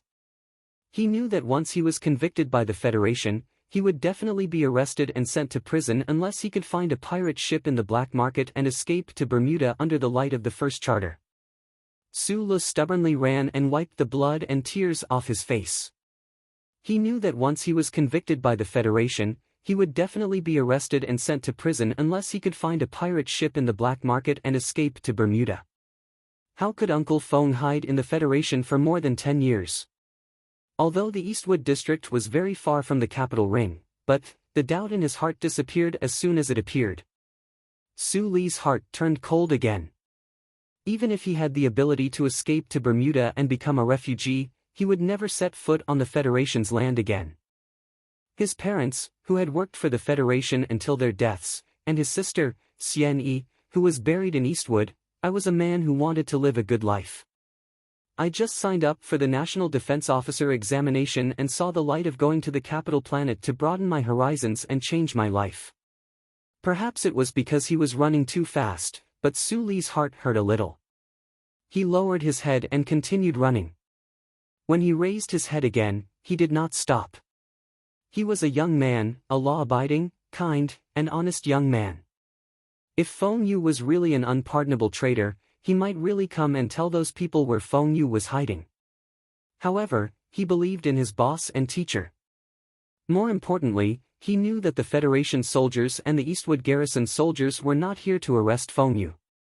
They were here to kill him. His parents and sister died in a mining accident. Did all the officials pay the price? There were already too many unfairness in this world. The stubborn Sulu insisted that he should stand for certain things. Even if it was a fugitive like the mechanic Feng Yu, he still insisted on the Federation and the law. He had to be given a chance to speak, a chance to open his mouth and defend himself. At the end of the sewer was a dark tunnel. Underneath the stratum of Heshi State's capital, who knew how many years of excavation had turned it into an extremely complicated network of tunnels. In this day and age, if one was not familiar with the underground tunnels, they would never have thought that the outside of the hidden exit of the sewer was directly connected to the long-abandoned mines in the outskirts of the city.